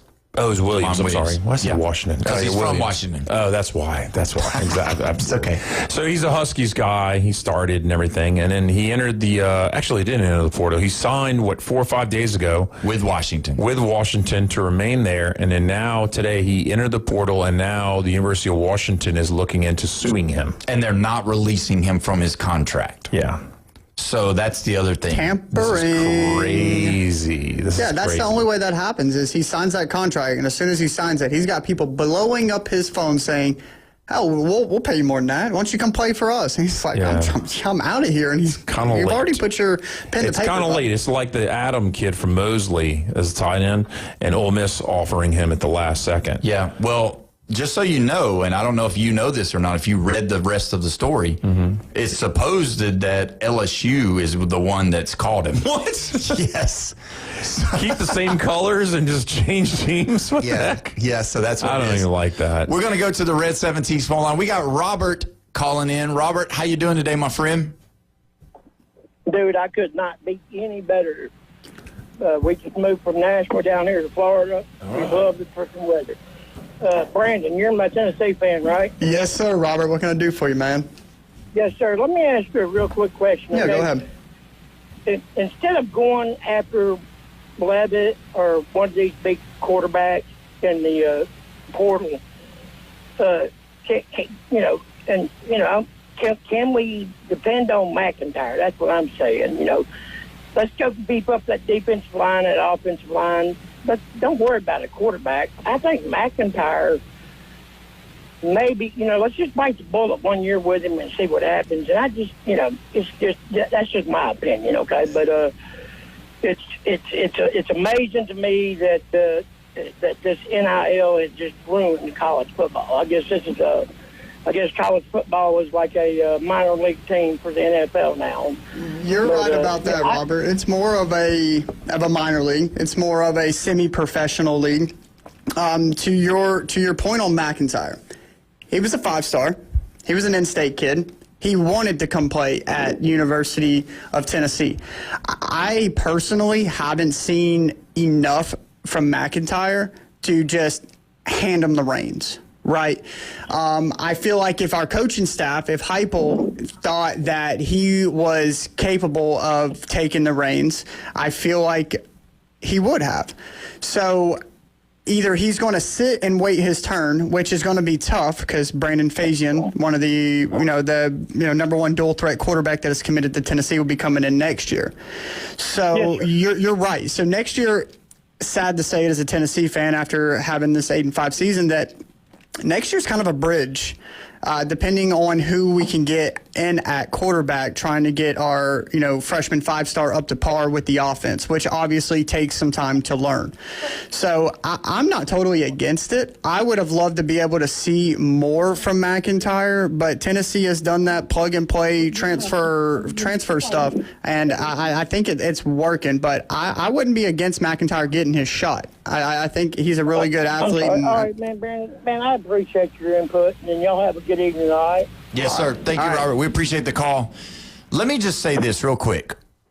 I'm just going to say this, and I don't know how this is going to make you feel. Yeah, go ahead. Tennessee next year, to me, for Heupel's sake, is must win. They've got to win. We've heard all of these things about Josh Heupel. We've heard all of this stuff about Heupel. We are changed in this college football season. This college football season changed everything for everybody else. It is not just about the teams that got new coaches this year. The new precedent has been set. And I'm just telling you, if Heupel don't win, if Heupel don't make this Tennessee team a team in the top 5 of the SEC, not making it necessarily to the playoff, not necessarily making it to the SEC championship, but if he don't win more games than he won last year, that seat is going to get warm because of the way this landscape of college football is. To me, he's got to win. He don't need a bridge. Faison is in high school. We're talking about this year. We're talking about, yes, you had to get Joey Aguilar. Yes, you better get one of these portal quarterbacks unless you know that McIntyre can do it. Obviously, McIntyre ain't the guy, or else they wouldn't be trying to pay Sam Levitt the $3 to $5 million that he's going to require to sign on with the Tennessee Volunteers. I mean, you're right. It's kind of like NFL and the rookie deal. You want a hot rookie quarterback, right? Because you got all the money to spend elsewhere. I totally agree. I mean, if McIntyre was ready, I'm sure he's not costing $4 to $6 million. No. Sure not. I'm sure it's probably maybe at the mill mark. So we would have, excess amount. So I agree with you. I think if he was the guy, if Heupel thought he was, then he'd be starting. Now, to your point on Heupel's retention and whether he'd be on the hot seat, I mean, we did extend him to 2030. There was a ton of rumors in this coaching carousel that he was trying to be poached. We still have one of the most high-powered offenses statistically in the SEC. Me as a Tennessee fan, I'm a little more patient. I have seen and been a Tennessee fan for the last 20 years. I've seen the carousel of coaches. I've seen the good, the bad, the ugly, and there's been a lot of ugly, Paul. Let me tell you that. So I'm not ready to push him out. I'm not ready to start over. I'm not ready to push him out either, and I think the expectations have been lowered, and I'm not saying it's sad. I'm just saying that they've become complacent with an 8-5. I think he's okay if he goes 8-5 next year. Goes 7-6. It's not going to be good, especially if they lose to a team like Florida that they don't want to lose to. And I'm not saying Vanderbilt's an okay loss. I'm just saying it as Tennessee, it's never okay to lose to Vanderbilt. Plain and simple. And to be honest with you, I don't think 8-5 seasons are okay. Yeah, I would have been. Yeah. I'd have been totally fine with. 9-4. We shouldn't have lost this bowl game. There's a ton of games we shouldn't have lost. It was Iowa. Oh my gosh! We got to take a break. We got to take a break. Compare it to Missouri. We got to take a break. When we come back, we'll squash all of this Iowa talk that Jeff's talking about. I promise. You're listening to the Sports Blitz with Paul Wilson right here, 104.3 ESPN Northwest Florida. Call in now. This is Touchstone service. The Red 70 studio line is open. Demonstrate how to make a call with your dial telephone. 850-215-6290. 104.3 ESPN Northwest Florida. It's the Rich Eisen Show. Philip Rivers is here. Yeah. Program. I'm afraid to ask this question. Are you a coffee drinker? I do. I'm a seasonal coffee drinker, I don't know if you're aware, but anybody who goes 1,800 days in between NFL head starts and comes back at age 44, you get a free Rich Eisen Show mug. So when you're winning, congratulations. Perfect. I'll send you a pic of me having a good cup of coffee here. Fantastic. You had no idea that was a perk of your comeback. The Rich Eisen Show. Weekdays 11 to 2. ESPN Northwest Florida. Good evening. This is Joanna with your latest forecast on ESPN Northwest Florida. For tonight, foggy causing poor visibility and a low of 64 with wind 1 to 5 miles per hour. A mixture of slight fog and mostly clouds tomorrow morning, light breeze and hot near 70. Partly cloudy and 71 in the afternoon and evening. 73 and slight fog in the early morning, but otherwise some clouds Friday.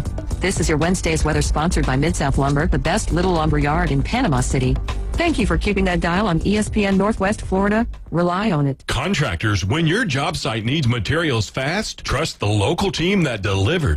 Mid-South Lumber Company brings you reliable job site delivery, in-house credit, and competitive pricing on everything from lumber to doors, windows, and more. Plus, their unmatched customer service has your back through every step of the build, making ordering, delivering, and the whole process easier for you. Support local. Build with Mid-South Lumber Company. Mid-South Lumber in Panama City on 11th Street or on Highway 231 in Youngstown. Your biggest investment is your home. Protect it while also improving its appearance with Earthworks of Northwest Florida. We have sand, mulch, gravel, or lay down decorative stone, all available for pickup and delivery. Discover your dream landscape with Earthworks of Northwest Florida. Imagine the moment you proudly pull up to your home that you've worked so hard for, enhanced by quality mulch, decorative stones, and more. Let's make it happen today. Request a quote online at earthworkspc.com or swing by the office at 2005 Industrial Drive. Love the land you live on. The Gator Boys are back. Florida will cut down the nets. Winners of the national championship. And ready to defend their national title. To the rack. Layup good and one. Up to the rim. Alley-oop dunk. Smashed down by Condon. Oh, yes, sir. Gets the foul line extended. Rises for three. Bang, he got it. To the rack. Dunks it with two hands. On your home for Florida basketball. Catch select Florida Gator basketball games on 104.3 ESPN. Northwest Florida. ESPN Northwest Florida. He once ate an entire birthday cake before he realized there was a stripper inside. LSU Jeff. It's Officer Nasty. Is part of the Sports Blitz with Paul Wilson. 104.3 ESPN Northwest Florida. Welcome back. You're listening to the Sports Blitz with Paul Wilson right here at 104.3 ESPN Northwest Florida.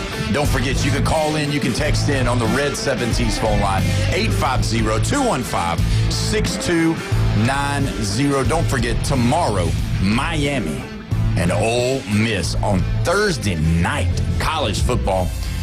You know, we talked about it, and I know we talked about how that, for me, I think the landscape's changed about how to win football games. You got to win football games. You got to go to the playoff. You got to get close to the playoff. We know that the College Football Playoff Committee is going to make some changes. They always have. They always will. There's a chance that they could add to the teams. It could go to 16. That'll help some of the games, but they will have to figure it out at the end of the day. But when we look at all of it, and we talked about it right at the end, and I know you said Iowa, but it was Illinois. We had to change that.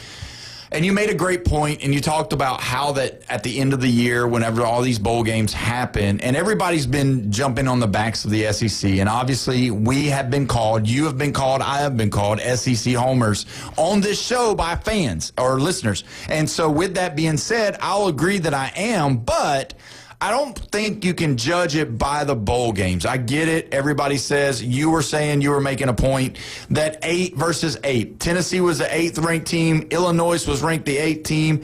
And boom, they play, and boom, Illinois wins, blah, blah, blah. It's different. That game's different. Yeah. They're not playing for anything. They're not, and I get it. They're still, I'm not saying that every player, I know their intent. Every player, when they play a game, wants to win, at least you hope. Yes. But at the end of the day, these games that don't matter, they don't matter. And until we can make them matter by adding teams to the playoffs, that's how you're going to make these bowl games more interesting and more watched, and then it will matter. Yeah, this year, last year, the SEC is taking it on the chin. They have. Yeah, big But, you know, Ole Miss is our only hope. With that being said, we got to pick some games. And Texas was the representative last year at this time. Yeah. In the Final Four. Yeah. Who would have thought Texas and Ole Miss would be our representatives in this last conference 2 years. In 2 years in a row like this. No. And there's Welcome no Georgia, to the Alabama. New NIL, baby. Yeah. That's really what it's done. It's pushed it aside and it's made that. So, I mean, I don't know. And we got a lot of time. And I'll tell you right now, that guy, it was a Seminoles fan that called last Tuesday. Start the music. Don't. And, the guy called me and you an SEC homer, and I take my pride in trying to be as unbiased as possible. In the first round, I picked Miami over Texas A&M. In the second round, I picked Indiana over Alabama. And you know what I'm doing? I'm picking winners because I'm unbiased. I don't care where you come from. I'm looking at what team's going to beat what team. And it doesn't hurt my feelings that I'm going to pick Miami over Ole Miss, and my daughter goes to Ole Miss. So this guy calling me and, well, maybe you, an SEC homer, my last name may be Simpson, but it's not Homer. That is true. And you know what? And let me tell you a quick question.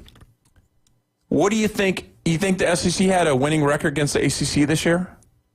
In the regular season only? I would hope that they did. Absolutely. Yeah, I would hope so. Yeah.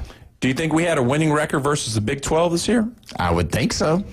Guess who we also had a winning record against? Big Ten. Yes, you got it. Yeah. We were 12-5 against the other three Power 4 conferences this year. And when it mattered. So yes, you know what? You try to go out here and be Mr. Unbiased. You wear the green and the yellow shirt, and you try to It's be not Michigan unbiased. State. It's nobody. Yeah. These are not anybody's colors. Oh, wait a minute. Maybe Colorado State Rams. But that's it. You try to be that way, but guess what? I'm not. I'm a homer. I'm SEC homer. I'll wear the shirt. I'll do the thing, but I'm just telling you because I still believe that the SEC is the greatest conference in college football. And to the games that mattered, not these bowl games that don't matter, that have backup quarterbacks, backup running backs, backup offensive linemen, backup defensive tackles, all of the stuff, right? Give me the SEC all day long. Yeah, Michigan won it. Ohio State's won it. But you know what? Outside of that, nobody else has. But if you look at the SEC, Indiana's going to win it this year. If you look at it this year, or if you look at it the past years, you've got champions coming out of Alabama, Georgia, LSU, Florida, Auburn. So don't give me that whole side thing. Do I want Florida State to be good? Yes. Do I want Florida to be good? Yes. Do I want Miami to be good? Yes. Why? Because I live in the great state of Florida. I love living in Florida. So that's the deal. So you've already gave it up. So you're picking Miami to beat Ole Miss. Absolutely. Is it going to be a blowout or is it going to be close? No, it's going to be way closer than that other game. Indiana's going to blow out Oregon. Oregon, yeah. Forget it. Indiana's going to beat them by 13. They're going to beat Oregon by 13. Indiana's going to beat Oregon by 13. So you're Give saying me the Miami Hurricanes in a 2-point close game. Finally, the Hurricanes will win a close one. So Miami is going to play Indiana in the college football championship. Yes, they will. Wow. Brandon, what do you got, buddy? Because we need to know. Yeah, so I do believe Indiana's going to beat Oregon. I believe that's going to be a close game. I mean, it was, 20-30 last time they played. Indiana had to go to Oregon. Like, we've talked about it. I mean, they've seen each other. I think it's going to be a whole lot closer. It's going to be a game in the trenches. So I do pick Indiana to win that one.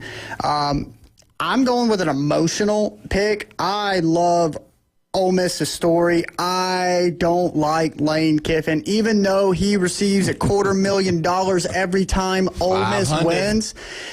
You know, I want to see them win. I just think that would be an awesome story. I mean, a way for them to theoretically just put their finger up to, Lane Kiffin and say, hey, we did this without you. We didn't need you. Go on to LSU. I just think Ole Miss is the more motivated team. Now, I'm not ignorant. I know Miami. I know they're good. They've got a really good defense. They are, I believe, more talented.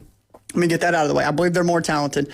I just believe Ole Miss wants it more. I believe that they have a story. I believe they're motivated, and they're riding the momentum. And I'm going to pick Ole Miss to beat them. So there's that. Here it goes. Go ahead and give us Indiana first. Hold on. Brandon is going to replace you as being the most hated man by Miami fans with him picking Ole Miss. And with that being said, we're going to go to the phone line. We got Hurricane Bobby on the line. Bobby, how you doing today, my friend? I am doing well. I am doing fine, knowing we're going to roll Ole Miss tomorrow. That's what I'm talking about, Bobby. Did you hear that Tennessee Brandon has picked Ole Miss to upset and beat Miami? That's fine. Ole Miss ain't got the offensive line Miami's got. They ain't got the defensive line Miami's got. And that's fine. If Chambers gets outside, Deontay Scott. We got Basaint. I mean, you just don't know the speed. I mean, we got just the speed he's got as a quarterback at the defensive side of the ball. That's what I'm talking about. Well, you know what? That's so exciting. Did you hear though that they're letting kids go home from school in Oxford and all of that? So I mean, so you're not buying that this is going to continue for Ole Miss, that this is the end of the road? What they just let them go home to school for? To cry? Wow. I mean, is Kleenex the sponsor of this bowl? I thought it was a Fiesta Bowl. It is. That's good. That's some good stuff right there. Miami's fixing to roll. Ole Miss. They don't even know what's coming. What's your prediction as far as the score, Bobby? How close do you think it's going to be? Not even close. I mean, I'm talking about 30-10. Oh, wow. That's what I'm talking about. Write that down. Write that down. Bobby says 30-10. Bobby, if you do 30-10, Bobby, we're going to get you a gift certificate to a local restaurant, just so you know. I hear you. But, I mean, just our offensive line. Ole Miss ain't got no defense. They have no defense. They let Georgia score, 36, 34 every time they play them both times? Yeah. Yeah, that's true. I mean, in Georgia, we match up better. We would beat Georgia by 40, I think. Oh, okay. Is it 5 o'clock? Is it happy hour? Georgia's defense is horrible. If they let Ole Miss score 36, twice in a row almost? What did they score the first time? 34? Yeah, it was close. Same thing. Yeah, 39 this time. Yeah. I mean, Man, come on. Well, I'll tell you what. Make sure that you call us on Friday. Win or lose, Bobby. Win or lose. I will. And no doubt. And Brian ain't here today to say how bad Miami is. So that's right. Well, we're bumped up against the break, Bobby. I appreciate it, Hey, man. I love y'all, man. Appreciate y'all. Yes, sir. Thanks, Have Bobby. a good one, buddy. All right, hey, later. so when you listen to it, we know what we got to do. We got to take the next break. And when we come back, we are going to let me pick. And then that'll be it. All right. You listen to the Sports Blitz with Paul Wilson right here at 104.3 ESPN, Northwest Florida.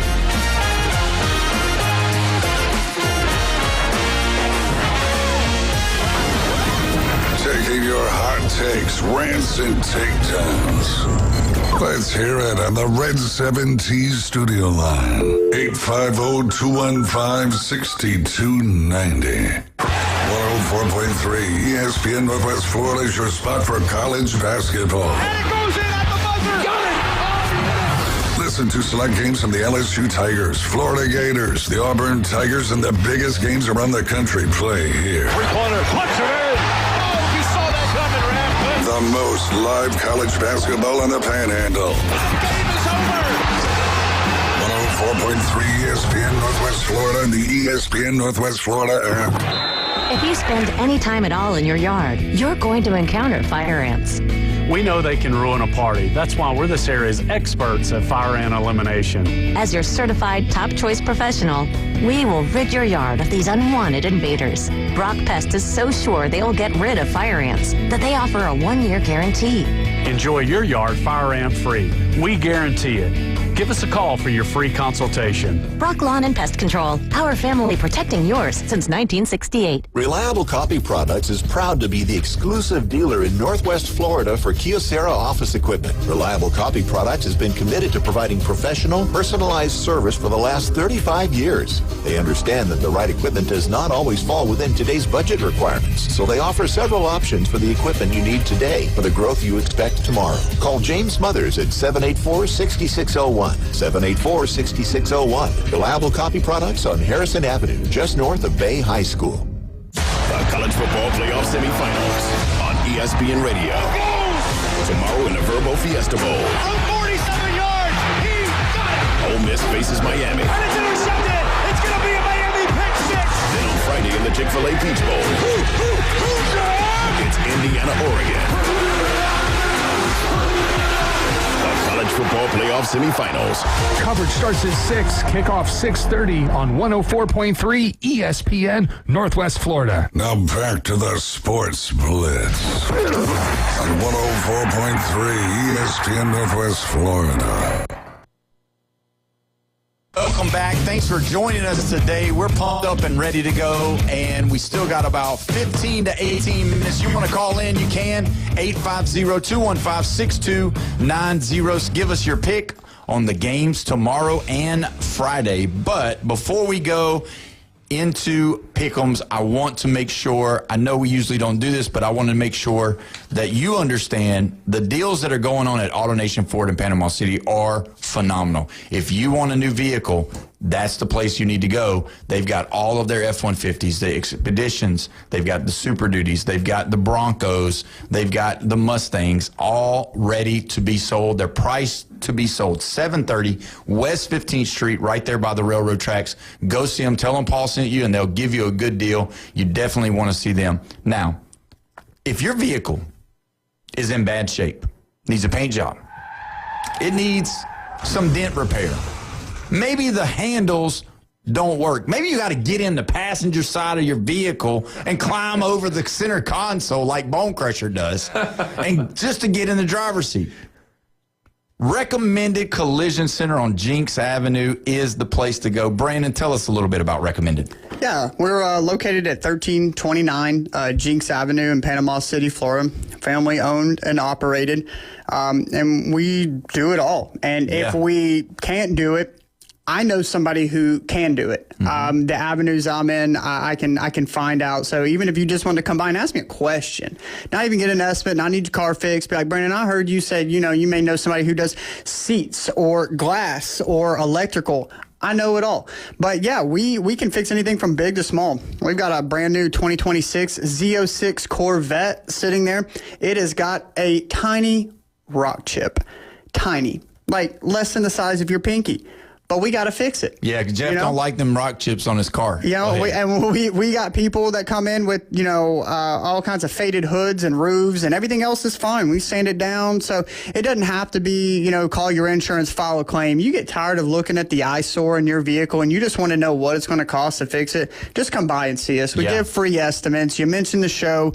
I'll do something complimentary or give you a discount or something. We thank you guys for watching. We thank you all for listening. So that's our way of showing some appreciation to the local community. So, man, we just love to service people. We do it all from big to small. So you just come by, see us at Recommended Collision Center. You can call us at 850-763-2471. That's right. And they'll do the job right. And you know what? That's what it's all about. When you pay for something, you want quality done. And when you pay for it, you want it done right. They're the guys to go do it. Now, if your kids need to play baseball or softball, you need to get them signed up with the Panama City Youth Little League over there. They're going to be playing at the Oakland Terrace ball fields. Everybody knows where that is. It's right around the corner from Brandon and AutoNation. So you can go over there and see them. But also, if you want to go on our website and click on the Little League icon, the sign-ups are filling up. You need to get signed up, and the end date is Saturday, January the 10th, okay? So you need to do that. If you want to be a coach, if you want to volunteer to be, to help the coach, you can do that there as well. So go see those guys. Make sure you do that before January the 10th because that's the last day. All right, guys, we've talked about it, Miami, Ole Miss, but we're going to go Indiana, Oregon first. I will tell you this. The NFL is in a bad situation this year. This has to be one of, if not the worst quarterback class in the whole NFL draft that I've seen in a long time. I know everybody loves Mendoza. I know everybody loves Moore. But I'm just going to tell you, you're going to see on display on Friday night those two guys. You got one guy that everybody's saying he won the Heisman. He's the greatest thing since sliced bread. He's a Cuban-American. He played in Miami. He went to Cal. He's so smart. He was going to go to Yale, but he decided to go play for Kirk Cignetti, the wicked, or what do they call him, the mad scientist, Kirk Cignetti. But now he's going to play against an Oregon team that Dan Lanning is trying to be able to stop him. And just let me tell you this. The problem with Oregon, It's going to be UK's head football coach, Will Stein. I don't think he can call the game good. Give me Indiana. And I know that Indiana beat Oregon in the year, but I will say this. I don't think it's going to be close.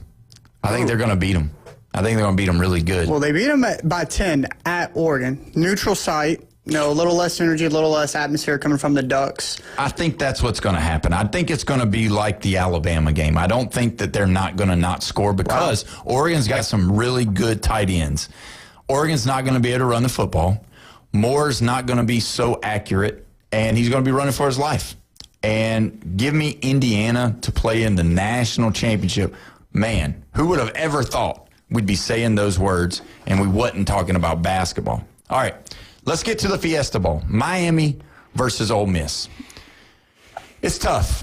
I know Ole Miss is an SEC school, and I love the SEC. But I also watch football, and I realize that Miami, if they play even close to how they played against Ohio State, it's not going to be close. Ole Miss, to me, and I said this, I referred to this the other day, Ole Miss was playing against Georgia like their hair was on fire. It was just, this is our first game without Lane Kiffin. Do I believe that Ole Miss can capture lightning in the bottle and come out and play again like they did against Georgia? Absolutely not. Give me Miami. And this is what's going to surprise you. I agree with Hurricane Bobby. I believe it's not going to be close. This game possibly could get out of hand. Now, do I believe that Trinidad Chambliss is probably going to be the best athlete on the field? Maybe. But I just think that defensive front for Miami is going to be too tough, and they're going to be in the backfield too much, and Trinidad has never seen a defense like this, and they're going to be fast, and they're going to be quick, and the one thing that Miami does, and they do it well, and that is tackle. Miami can tackle.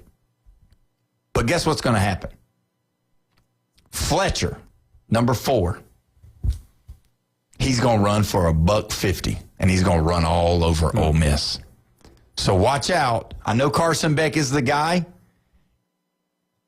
The following game, when Miami has to play Indiana, that's going to be Carson Beck's coming out game. Ooh.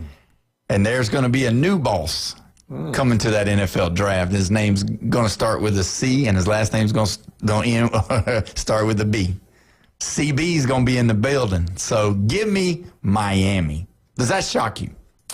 It doesn't shock me, but we'll see how these two games play out, and then I'll give you my take on Hoosiers Hurricanes. Yeah. So it doesn't shock me. I mean, like Hurricane Bobby said, I mean, I admit it. I mean, Miami's got the better athletes. They are, I believe, stronger, faster, taller, bigger, whatever other attributes, make you better athletes. I just think there is more to it than that. I just think there's a bigger picture for Ole Miss. I've seen crazier things happen this season.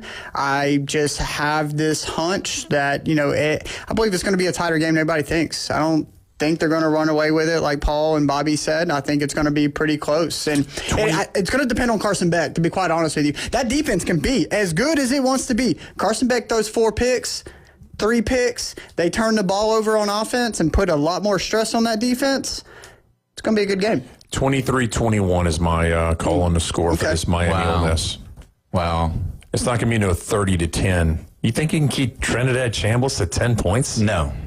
I think he's going to score 20. I think he's going to score 17 to 21. I mean, but Miami needed a pick 6 to get to 24 last week. I'm just saying. Yeah. You think Ole Miss's defense is better than Georgia's? Ohio State. Ohio State? No. But they needed a pick 6 to get to 24. I'm just saying. So that's, I don't want to say it's deducted down to 17, but it practically is for their offense, scoring. Just like Waylon said earlier, he is a little bit nervous, Yeah. And I believe they understand that, and this is the deal. Again, Ole Miss has been great. They've lost one game, and they lost to Georgia. Everybody had Georgia in the final, period. I mean, that's just how it was. But with the way it looks, I think that this is going to be the end of the road for Ole Miss. I do believe that they'll get to 20, but I believe that Miami's going to get to about 30. What would make you the happiest? Because let me tell you, when Ole Miss won, it made me super happy. And when the Hurricanes beat Ohio State, it made me super happy. I could barely go to sleep. Really? Yeah, I was. Yeah. And people looking at me. This was the same weekend. This was the same round that my Alabama Crimson Tide looked like garbage. I wasn't happy for anybody to win. I wish they all would have lost. It's like because I'm season not. called off. I am my own team. My team is Alabama. I don't have side teams. I don't get all excited and furry and fushy and whatever all this other stuff that you do. I don't understand it. Yeah, you're freaking me out. I was excited. I mean, I kind of wish I had a side team. I mean, because like all my hopes and feelings are in this one team that have crushed them for the last 20 years. Right. I wish I could hop on this side of the fence and enjoy things for a while, but no, I'm in the trenches with my team. So when we're at the top, I would be so pumped. I don't like the Buckeyes. And when Miami put them back in their place, I was like, yes. Oh, they put us out last year or the year before in the playoffs? And trust me, I was just there was as no happy as repeat anybody winner. else. And I was like, yes. And then my daughter was in the Superdome watching Ole Miss, and I was texting her, and I was happy for her. Yeah. But the fact that she thinks that they're going to a national championship and said, no, Dad, I'm not going to Phoenix. I'm saving up to go to Miami means that it's a gamble. She believes they're going to the national championship. You know what else that means? And that's an empowered fan base and students. You know what that also means? What does it mean? That means that you're going to have to be a dad after tomorrow night and console her because her little heart's going to be broken. Yeah, well, we'll see. I mean, Miami's not one of the close ones, and I've said that before. And I'm calling them for a 2-point win. So let me ask you this. If Ole Miss upsets Miami and Oregon upsets Indiana, which one of those will be the biggest upset out of the group? Oh, Oregon over Indiana, big time. And here's the funny part. You know what he just said, Brandon? If Ole Miss, the 6th seed, upsets the 10 seed Miami Hurricanes. That's just crazy. That is what he said. Yeah, but they're picked to win. 2.5 or 3.5? I think it's 3.5. Yeah, they're up to win now. I mean, Miami. But is it really an upset? It's a 6 versus a 10. Well, that was the beginning. And again, you can't go off of last year. You got to go off now. Yeah, so one beat a 2 and the other one beat a 3. So that's how they knocked off the top. Yeah. And who do you think would be, I mean, obviously, if the game is close based off of the games that they're going to play this week, it's going to be who's going to be the favorite going into the championship, whether it be Indiana, Oregon, or Ole Miss or Miami. So Ole Miss has lost one game all year. Yeah. And they evened it series with that team. And Miami has 2 losses to 2 teams that probably aren't ranked. I'm pretty sure SMU and Louisville are not ranked now. Yeah. I'm just saying, I know it was a long time ago. It was, early October or late September or something like that? Well, I'm just going to say this, too. One of the listeners said, just send DJ to UK. Oh, my God. So there you go. DJ is wanted. So do y'all think that, I mean, he did go and visit Virginia. He hasn't signed yet. I do have someone had texted me earlier today, and we talked about it, that he possibly is wanting LSU, but he's waiting on LSU to make the decision, so it's in their court. Yeah, that's right. It was Virginia. It wasn't Virginia Tech, huh? No, Virginia Tech's already got their quarterback. So, yeah. So what do you think, Brandon? Do you think that this Ole Miss Miami game would be more of an upset if Ole Miss wins, or do you think that Oregon beating Indiana would be the biggest upset? The way everybody calling and talking at this table, to me, it would be Ole Miss beating Miami. That's the way the way everybody's talking. The way everybody's talking on the phone, the way everybody's talking in this room. But nobody's picked Oregon. Nobody.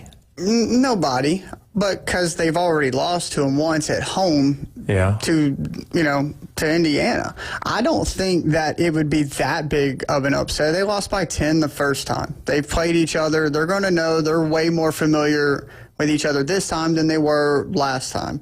So I think that in itself is a closer game. I think the seeding is makes you look at it a little differently. I just think that the Ole Miss, beating Miami would be the bigger upset in my book. Paul, revenge. Alabama got it on Oklahoma. Ole Miss got it on Georgia. James Madison did not. Tulane didn't get it on Ole Miss. Nope. So we're 2-1 right now. Could it be 2-2? Could Oregon upset and it'd be 2-2 on revenge? See, I just don't think Actually, so. that'd be 3-2. 3-1. 3-1. Wow. I just don't think Oregon can do it. And the reason why is because they just, even against Texas Tech, as good as y'all said their defense was, I didn't think so. Yeah. But as good as they said, I just think that Indiana will be able to cause havoc. And because I'm not a big fan of Moore. I don't think Moore's got it. I think Moore needs more. But anyway, we have done it on this hump day of Wednesday. Tomorrow is Thursday. We got a big game tomorrow, but we also got the show. Don't forget to listen. We appreciate all the listeners, the likes, the comments, and the shares. You're listening to the Sports Blitz with Paul Wilson right here at 104.3 ESPN Northwest Florida. We'll see you tomorrow. Have you ever wanted to reach out and smack someone? You can't fix stupid, but you can divorce it. The new Sports Blitz. Rants, hot takes, and huge reactions are incoming. And on behalf of 7